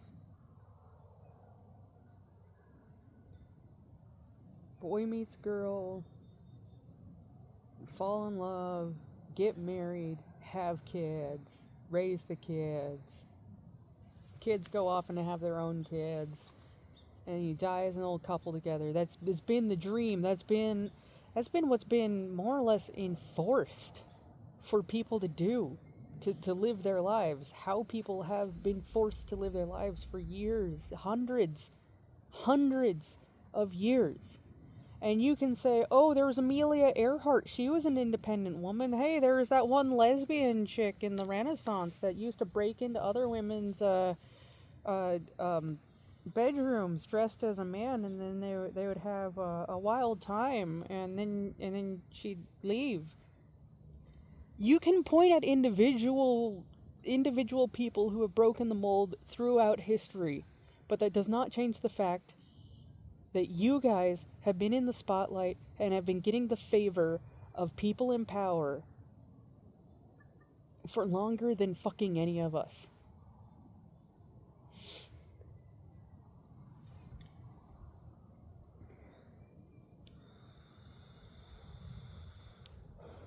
It shouldn't be scary. It shouldn't be threatening. It shouldn't be undesirable to see a minority be able to stand on their own, to be able to represent themselves, and to be able to say, hey, can I share some space with you?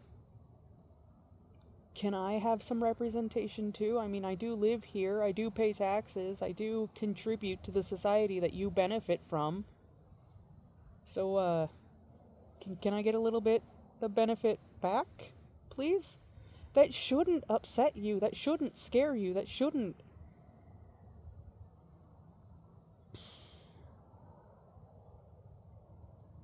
All I want is to find a quiet, peaceful place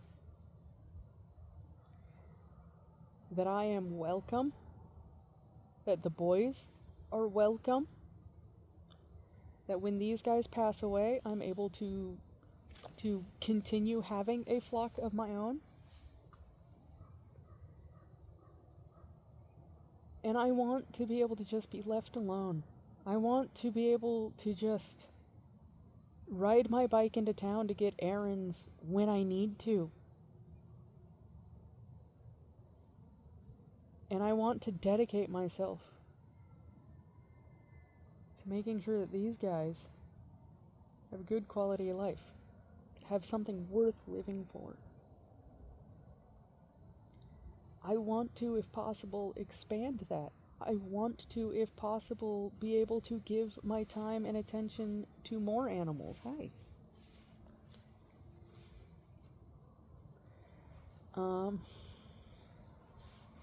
Where are you? Where's your face? Oh, that's what's going on. All right. Oh.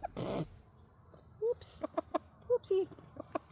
Did you fall back in, or do you want to be in there? Come on, usually you want to peek out. Usually you want to peek out. Come on. Are you too low? There you go. Hi. Are you too low? There you go.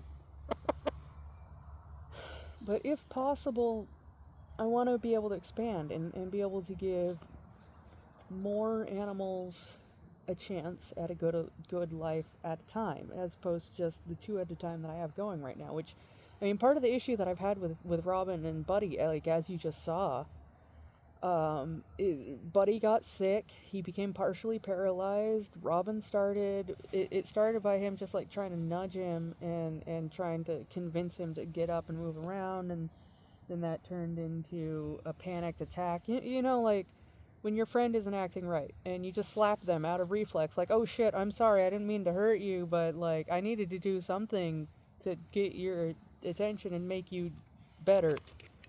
It's the same thing, and they'll start attacking each other,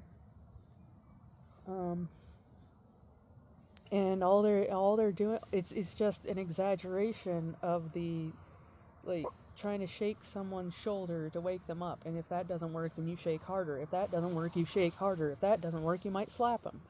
Same thing.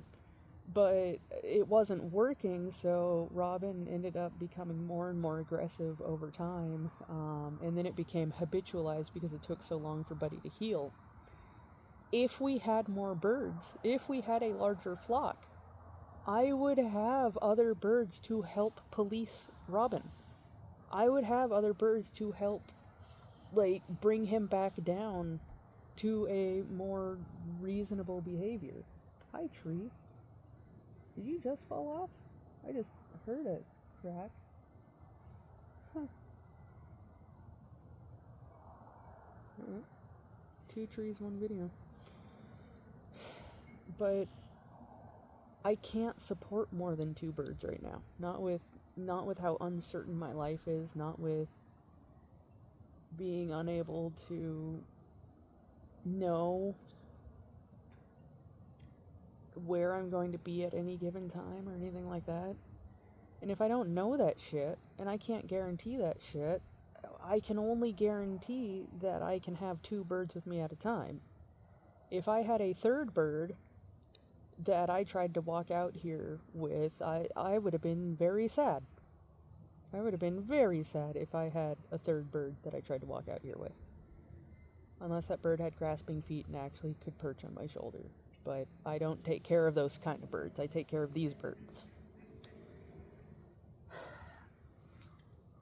And so, I mean, like, what's so wrong with that? Just because I'm not contributing to popping babies out, just because I'm not contributing to Christianity. I mean, Christianity already says that only 1/3 of the people are going to go to heaven. You just got to accept. You literally have to accept that A, you're a minority, and B, a vast majority of people are going to hell. If that's what you believe, then you have to believe that, and you have to accept that, and you cannot shove it down other people's throats. If God's plan is for these people to go to hell, then God's plan is for those people to go to hell. He is using them to make a point. He's using them to teach lessons to those who will listen. It does not mean that their life is useless. It does not mean that their life is... If you believe in God, and God is perfect, and God has created everything, including evil, because evil could not exist without God and without goodness, then you must also accept that a kind-hearted faggot is just as valuable to God's plan as a true blue Christian. Because the faggot is being used by God to help illustrate some lesson. And by being humans and by being mortals, we innately cannot understand God's reasoning and rationality and stuff like that. So it is our job to just fucking accept what's given to us. We don't try to change others. We don't try to change the world to better fit a Christian world, or better fit you or your personal beliefs. We have,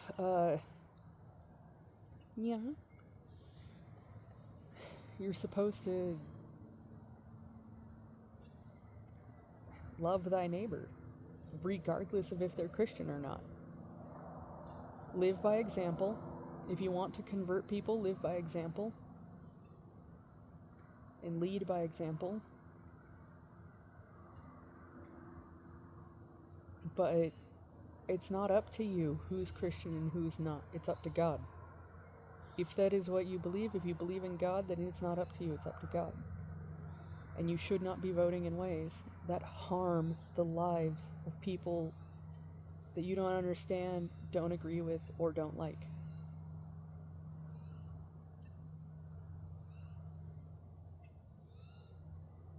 I've been so patient with you for so long. And the decisions that you make politically, like voting and such, and the beliefs that you hold,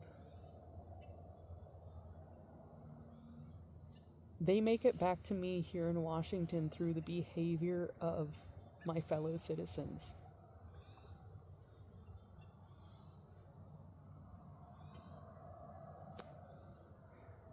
And all I've seen, what I have personally experienced of the people who say the same things that you've been saying to me recently, has been violence.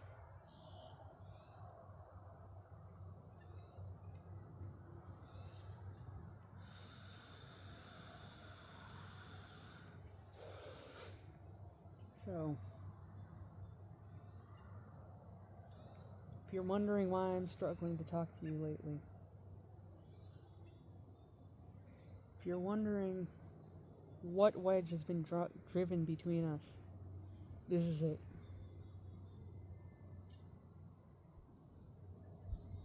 I've been so patient for so long, but it's like I'm a dog that has been chained to the kitchen floor and I can't get out of the way, but you don't want me there. Like, this is my space, this is where I'm supposed to be, and you're supposed to be over there. and I want to be in here and I want to be doing these things in here, but I literally can't leave. So you like kick me and beat me to try to get me out of the way, and then you try to work around me. And and you got like hot oil or water or things that are splashing on me. And when I yelp in pain, you say, "What? I didn't do anything. It was the hot water. It was the hot oil. It's not my fault. You should just leave. You should just get out of here. You should just, if you don't want to be treated that way, then vote not to be treated that way in your area."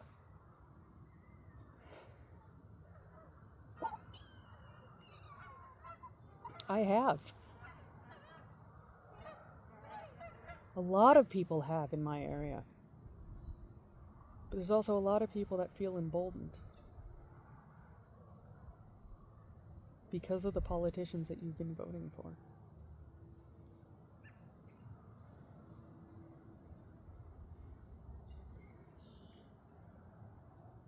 I know you haven't told me who you voted for, but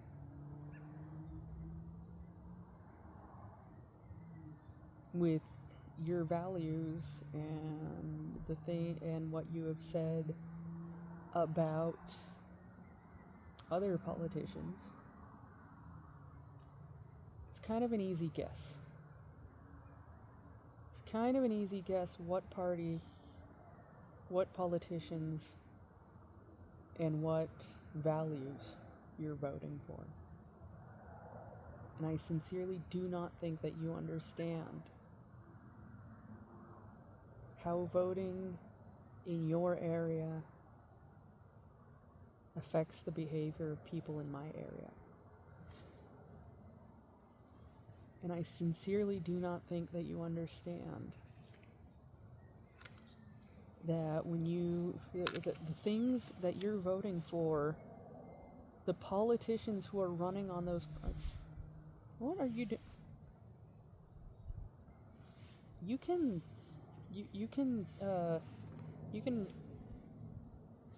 suck in whenever you want. Yeah, you are perfectly capable of sucking your head back in.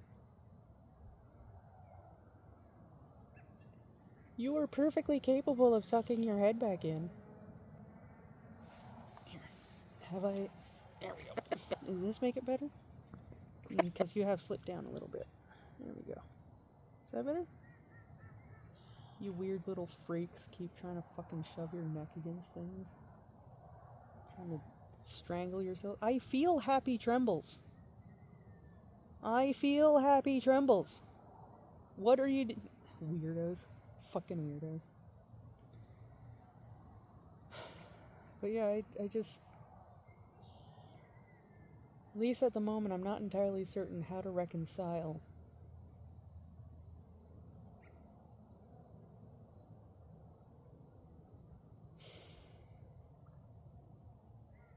the pain that I have been forced to live through while I waited for you to wake up to your hand in it.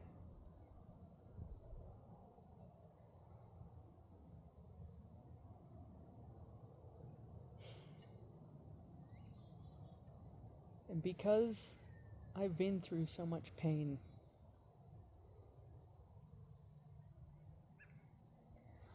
that has been a direct result of the way that you have voted, because you have voted in a way that is aligned with many others.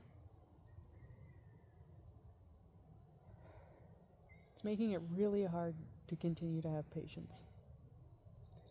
And it's making it really hard to trust that when you vote, you want me to have a good life. It makes it really hard to trust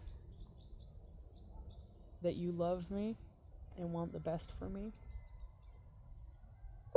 and want me to stop suffering when you vote in ways that increases my suffering. And I know you've said time and again when I've brought it up, I didn't know this would be the result.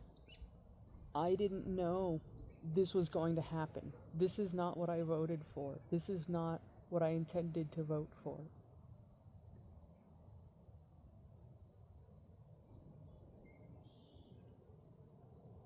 When you know how to make a cherry pie, and a 5-year-old is insistent that they're going to make a cherry pie by scratch without a recipe, and you watch them fail over and over and over again for years, and all of those years they still refuse to even glance at a cookbook. Or maybe they do glance at it. Maybe they glance at it enough that they figured out how to make the crust, but they haven't figured out how to bake it or anything. How frustrating would that be to know how to make a cherry pie and watch somebody deliberately try to make a cherry pie without consulting a recipe, and then get like confused and upset when they inevitably fail? How frustrating would that be? So how much pain do I have to go through? How aware of where that pain is coming from do I have to be for how long until you can admit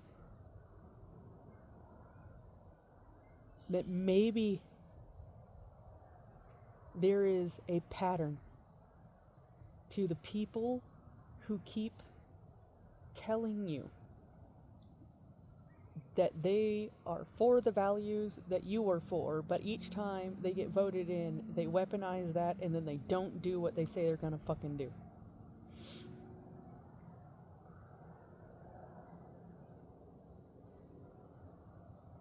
You are, by your marriage, linked to an industry that is inherently benefited by people like Trump. Trump has been named over 5,000 times in the Epstein files, including forcing a girl or raping a girl, getting her pregnant, forcing her to give birth, forcing her to watch the baby being murdered by her uncle, and then throwing the baby into Lake Michigan. She's one girl with that story, and there are so many more that are so similar to that. And those are the people who are supporting the industry that you're living off of.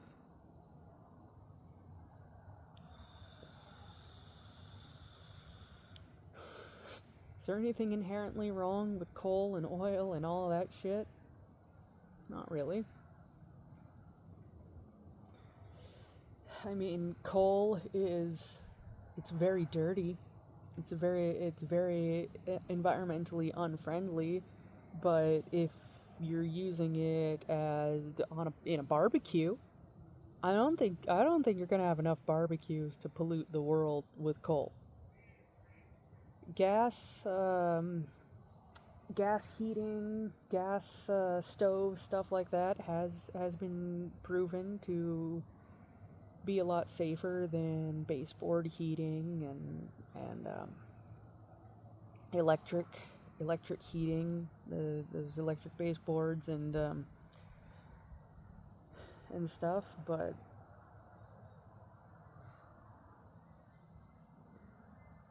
in the name, are you going to support that? Are you going to support people who want to promote these things when they're also the same ones who are raping children, judging them on a numerical scale of their tightness,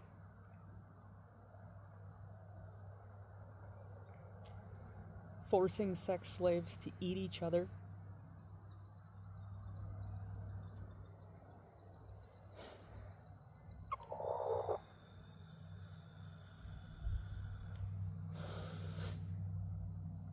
It sounds so fucking insane, but there are so many goddamn documents now. And you can access them yourself. You yourself can access them. Be warned that there's over 3 million documents to go through.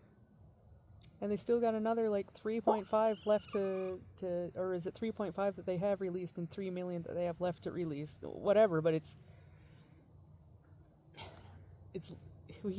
half. It's half of what we were supposed to have on December 19th. You remember what happened on December 19th?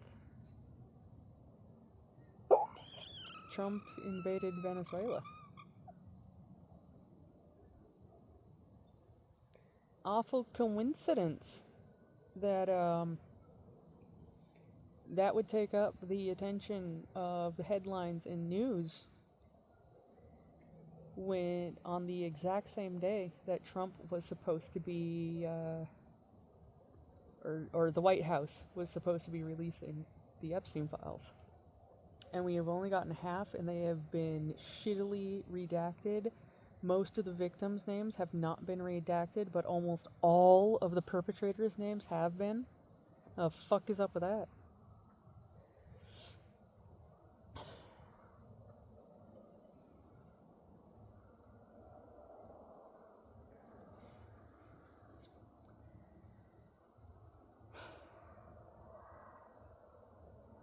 And our president, the one you voted for, he's the one sticking his finger into little girls and rating them.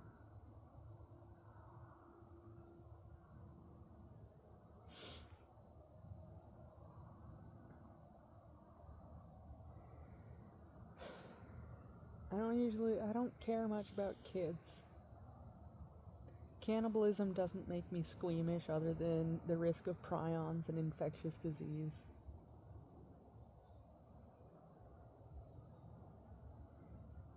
But no one should have had to live through any of that.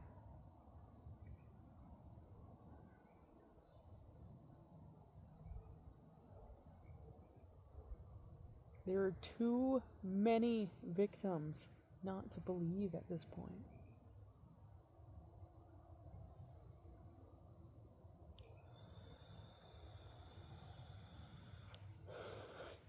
I need you to remember, for my survival, so that I continue being able to eat food, so that I can actually start to seek medical, so that I can get my glasses back, so that I can fix my teeth.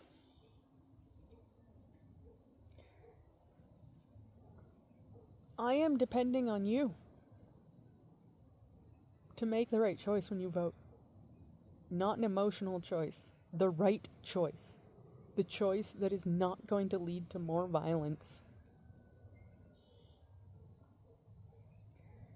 The kind that is not going to continue to strip me of this financial support that makes it possible for me to survive, let alone give a good quality life to these guys. Do you love these guys? Yeah, buddy? Yeah, you're very cute. Do you love these guys?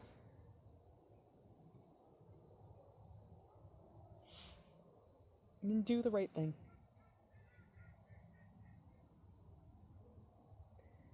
Stop making excuses.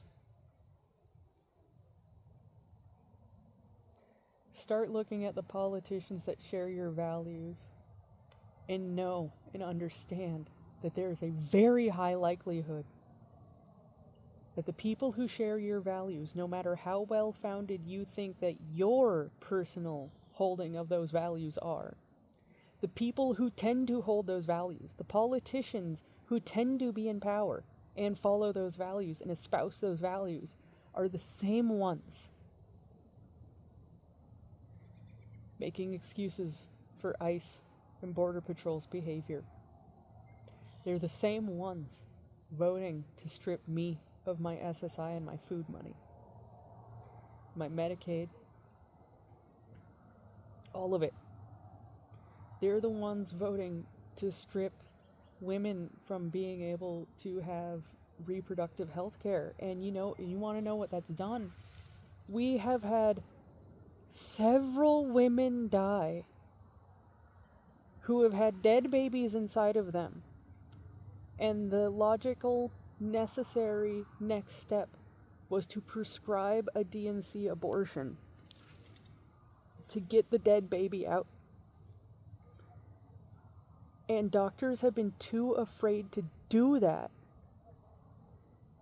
because this country has a history of showing doctors that they will make a mess. They will make a lesson of a doctor that helps prescribe an abortion regardless of what it was prescribed for. They will use that doctor to show other doctors that they're not fucking around when they're saying no abortions. And they know that. They know that because this country has a history of doing exactly fucking that to doctors who have historic... I'm sorry, Robin. Oh, God, I'm sorry. Yeah, I know. All right, well, where are you going? Hi. All right. Okay. But this country has a history of showing doctors that prescribe abortions that they will destroy them if they prescribe an abortion. When oh my gosh, I'm trying to get you out of the sleeve. I'm trying to help. But you're still timeout because you're still mean to your bruvs. Come here. You don't know this is timeout because you're being cuddled. Yeah. Hey, there you go. Better? Are we better? I'm sorry. I'm sorry that happened. I'm sorry that happened. I'm sorry. I'm sorry that happened. Oh, poor guy. I do have to move again now.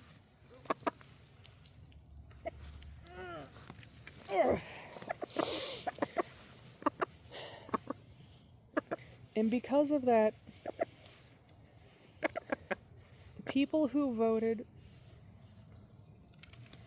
to get rid of Roe v. Wade, and the people who voted for politicians who helped get rid of Roe v. Wade, you are directly responsible for the deaths of those women because the doctors were too intimidated to prescribe the necessary abortion. Likewise, you're directly responsible for it becoming a nightmare for me to find a way to get rid of organs that want to become cancer.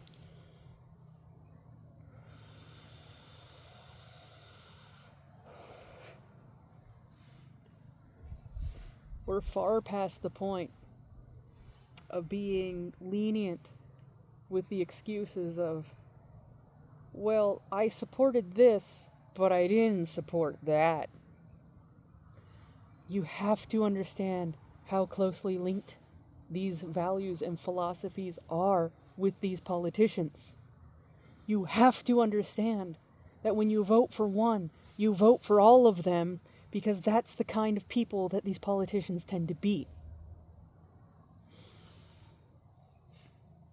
And you have to understand that just because you're voting in your area does not mean that it's not going to affect people in other areas.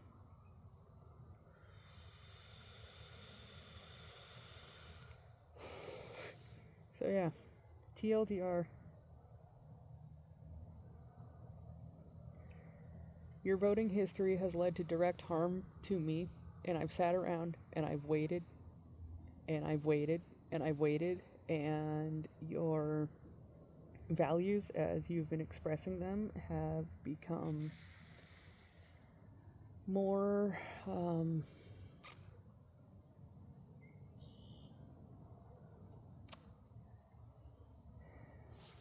they become bigger, they become stronger,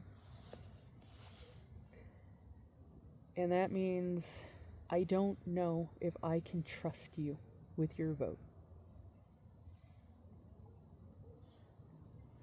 I'm not trying to convert you to the Democrats. I'm not trying to deconvert you from Republicans. I'm just trying to point out There's a very large number of conservative Republicans in the Epstein files, and a very small number of others. I'm not even going to say Democrats, I'm just going to say others.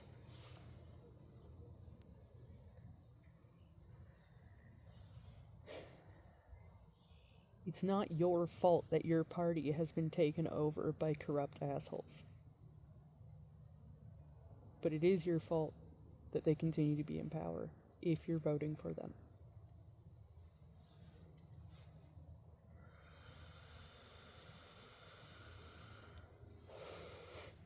Or voting in ways that support their ideologies.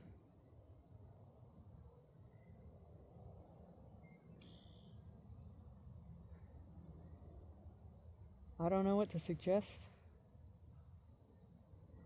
I've been keeping up with the news.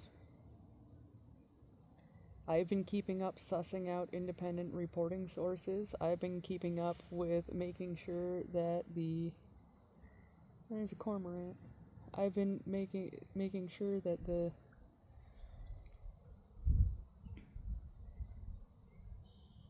that I vet my sources, make sure that they're not owned by people who have certain agendas. And when I do indulge in those things, because I have to know what both sides are saying. I've indulged in Republican red content. Hi, Cormorant.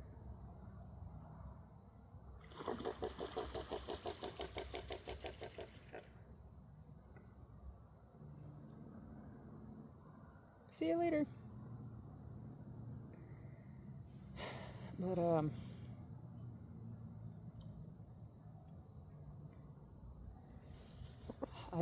I've consumed that, oh my gosh, again? I've consumed that content. Here, you know what? Here's what we're gonna do. Come here. Come here. Uh-oh. Right, leash, harness. Oh, okay, there we go. Go that way. Oh, let's not go that far that way. There's danger up there. There are very dangerous, scary things up there. Come here. There we go. Good job. All right.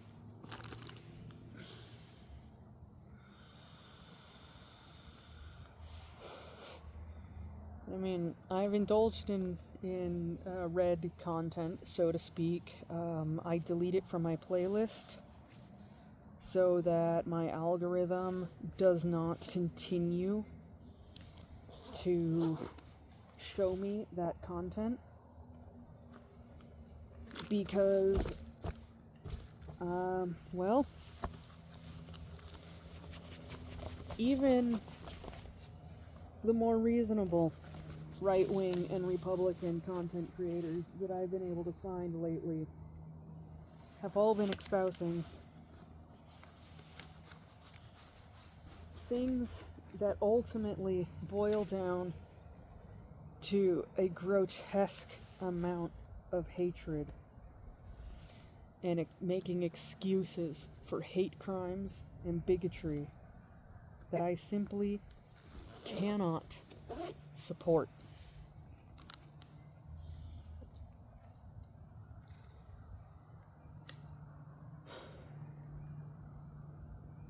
I wish it didn't have to be this way. I know Republicans aren't bad people just because they're Republicans. I know conservatives aren't bad people just because they're conservative.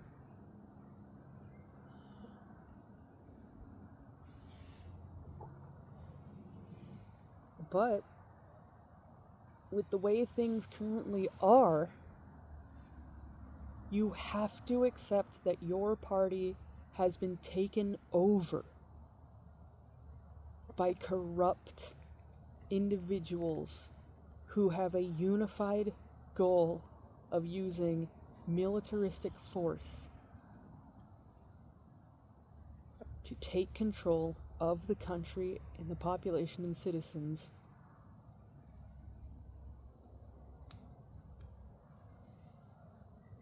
and force us all into their mold. And I'm not even touching about the stuff in the Epstein files about how they actually had like fucking breeder programs and stuff. And not Epstein files, the Project 2025 marriage camps, where, I mean, they say it's a place where people go, specifically women. They don't say that men can't go, but they are heavily focused on women going to marriage camps, so that at the end, when you get to the end of it, you can attend a communal wedding and be married off to some man.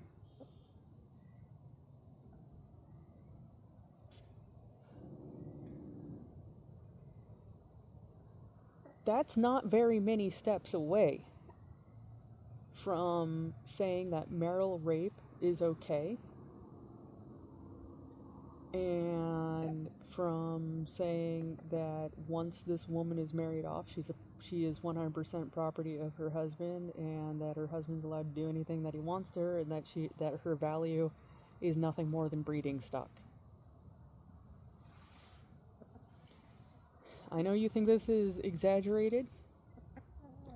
I know you think that I think that things are way worse than they are, and I know you think that I'm neck deep in conspiracy theories.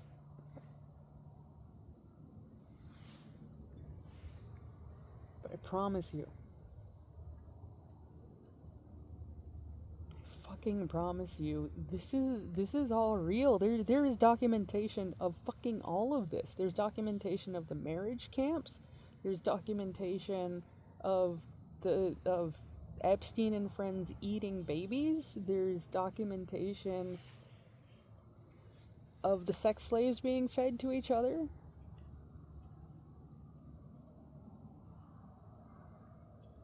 And the FBI, which, mind you, is run by Kash Patel, that when Alex Preddy and Renee Good were shot, a meeting was called because it's supposed to be. When a federal agent shoots a civilian, the FBI is supposed to get together in a meeting, and they're supposed to talk about the information that they have available to them and stuff. But Kash Patel has told them, no, we're not looking at any evidence, we're not discussing anything, because what's important is optics. We need to unify the story that we're telling the public and then stick to it. You know, the story about how Alex Preddy came towards the officers brandishing a gun and shooting at them, and then when a bunch of people said, no, we saw the video and that's clearly not what happened, they said, oh, well, he was still a domestic terrorist. Absolutely. There's no trial. This is the land of innocent until proven guilty. You can't make claims like that without a trial, and they didn't have a trial because they were just fucking murdered.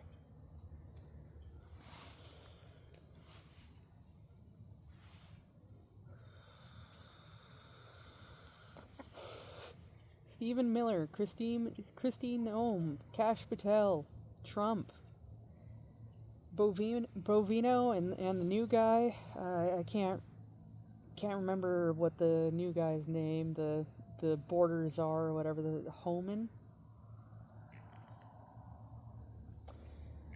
There's a Homan Park where I first moved to down here, so I don't know if I'm mixing that up. But that guy. None of them are good people. None of them are being honest with us. They are all blatantly lying to our faces, to the public. They're being caught in lies up, down, left, and right. The border czar, what's his name? He said that they were going to start de-escalating in Minnesota or whatever the fuck. There hasn't been a de-escalation. Things haven't been as just blatantly violent, but there's just as many people not deserving of being detained that are being detained. Facilities that have a max capacity of less than 100 people have over 1,000 in them. They're not able to have clean drinking water. They're not able to have food. The food that is being given to people in ICE detention centers include moldy bread with worms. They're not allowing lawyers and auditors to come in. They're doing anything and everything they can to bar those who are supposed to be keeping these facilities in check from observing what's going on inside the facilities. They are so overpacked that they cannot give people fair trials. They're only legally allowed to hold people for 72 hours. So what the fuck are these people doing in these ICE detention centers for months for? Why are people dying in ICE detention centers? Why are they getting sick and dying without the medical attention that they need if this is such a fucking well-funded thing that's so great and so wonderful? Why are we continuing to make these fucking excuses? And when is it gonna stop? You Second Amendment assholes. Sitting there all the fucking time. Oh, we should have the right to have guns, and you're not allowed to do any sort of gun regulation because we have the right to bear arms. Oh no, what if the government became tyrannical? Oh no! Oh no! Like, seriously. Where are you? I am not voting for your gun rights anymore. I voted for the Constitution because, you know, the Constitution's a pretty cool thing. I voted for upholding those amendments. I voted for upholding your freedoms. Your freedom to carry guns and all that shit. Not anymore. Because where the fuck are you?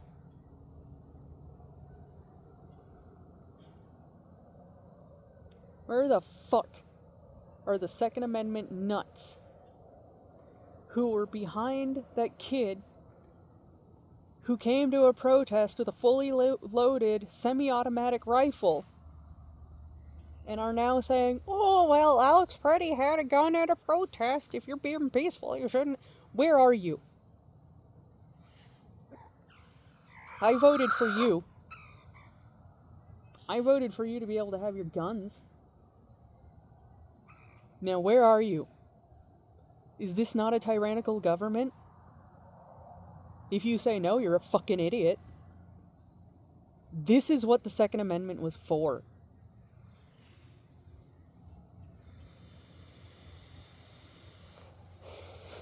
Now fucking defend it. Defend us using the amendment that you have toted for so goddamn long as to why you should be allowed to have guns.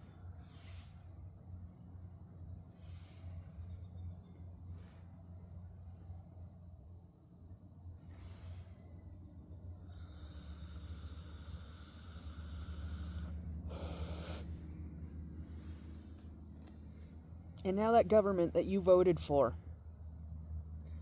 that government, that president, those border patrol policies that you voted for,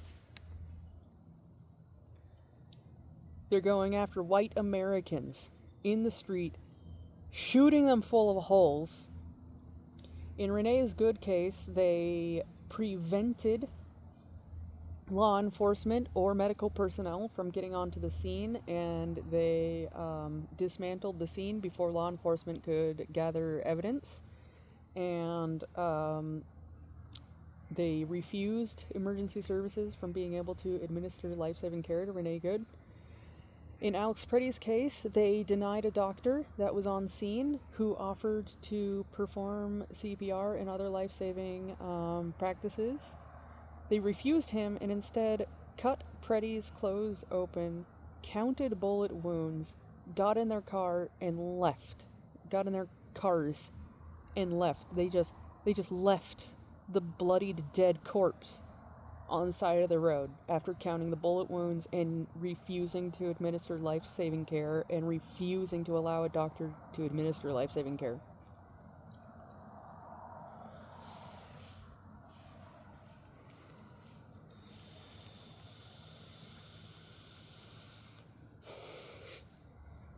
Your vote made this happen. Have I ever been a person who's gone out and said, oh, voting matters so much, you need to get out to the polls, you need to get out? Not really. Like, it is important for democracy to function, and it is a truth that apathetic voters allow for a lot of awful things to happen. But I've never really been a person that has been this fired up about you need to understand what power you wield when you vote. But at this point, if voting even still fucking matters, keep in mind the Lord and Savior that you voted into office has said, if you vote for me, you'll never have to vote again. Multiple times on both campaign trails, or all 3 campaign trails. He has merchandise on his website, Trump 2028, even though there's a term limit and he should not be allowed back in office due to that term limit. He is encouraging federal agents to incite the public so that he has an excuse to call on the Insurrection Act, so that he can wield the military to even greater effect than he's already wielding Border Patrol and ICE. So what the fuck is it going to take? What the fuck is it going to take for us to say collectively, this is not okay, this is wrong, I don't want to see my neighbors, friends, or family treated this way. I don't think it's fair for American civilians to be treated this way. I don't think that it's right for federal agents to be behaving this way. What is it going to take for you to go from... First, what is it going to take for you to admit that? Second, what is it going to take for you to go from admitting that to actionable change? Like taking actions such as voting that will have a direct change on the way things are. Because right now, the people you're voting for are not good people. A vast majority of the people representing the party that you're loyal to have recently been proven to be predators and criminals. And more will come as more of the Epstein files are released, more are dug through, and more is found out.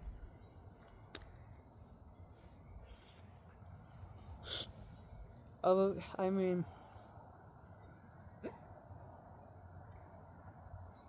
I live in Washington, so of course I used to be all for Bill Gates, but he's in the Epstein files. And because I value morality and doing the right thing over party loyalty, or in this case, state familiarity. I mean, my uncle worked for Bill Gates before Microsoft went big. My uncle lives in a mini mansion in Issaquah, in a neighborhood that was built specifically to house Microsoft millionaires. I don't have contact with that uncle, but that's how close of ties I have to Bill Gates. 2 degrees of separation. My uncle, I have me to my uncle, 1 degree. My uncle to Bill Gates, 2 degrees. I have 2 degrees of separation from Bill Gates.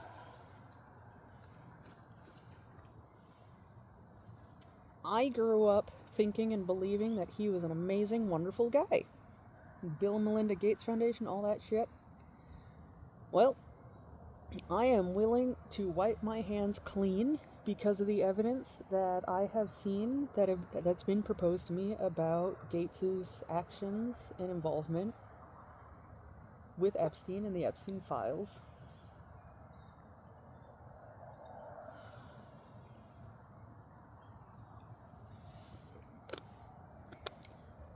But you want to know who's not in there?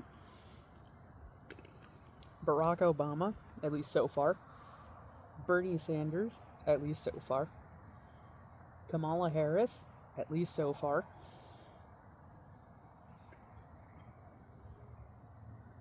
How much better would our world be right now if any of those 3 individuals were able to have the 2 terms that Trump has taken from this country?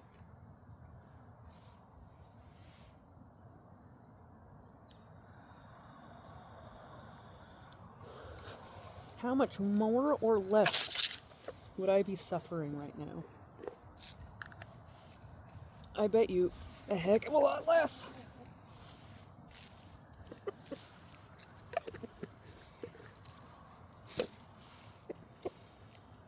So please, understand I'm struggling a lot. Because whether you want to admit it or not, whether you want to accept it or not, your votes have had a very direct and very negative effect on my life.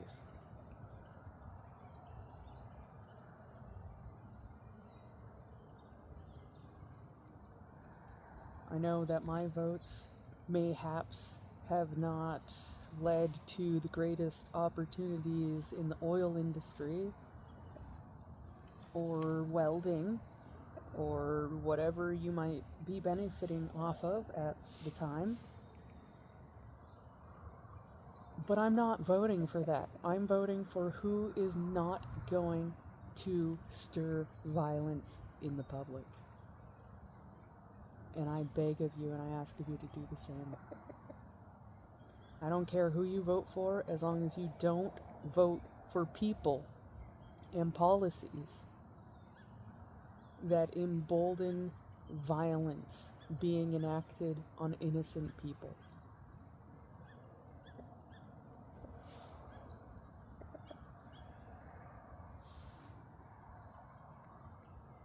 I think with that, I'm done with this stream of consciousness.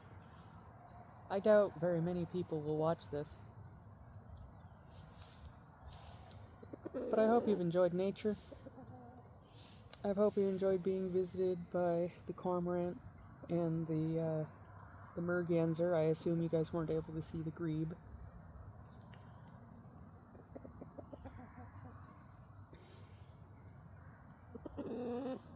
And it's time for me to make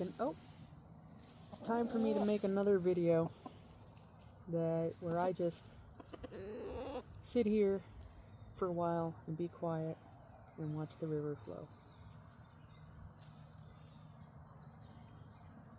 Get it, buddy. Get it. Oh, good boy. You got it. Good job. Alright. I hope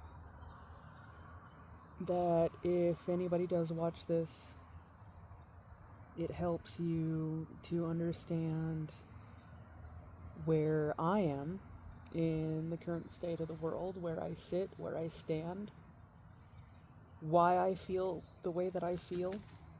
I hope it helps you feel a little bit less alone in this world of chaos. I hope if you're sitting on the side of the fence that I'm mad at, that you're able to hear my reasonings and understand that I have come to these conclusions after many, many, many, many years worth of personal experience as well as research, as much as I have not really dove headfirst into news and politics until Trump's first administration, and I still didn't really take it that seriously until the second time he was elected.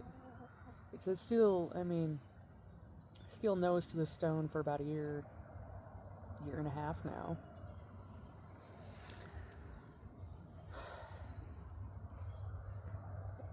And I hope that it helps better inform any voters that might be watching or listening on how to potentially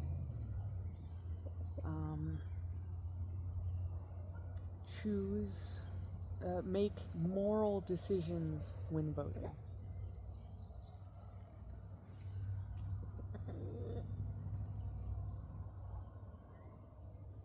So, with that, I suppose I'll bid you all a good afternoon. And talk to you again another day.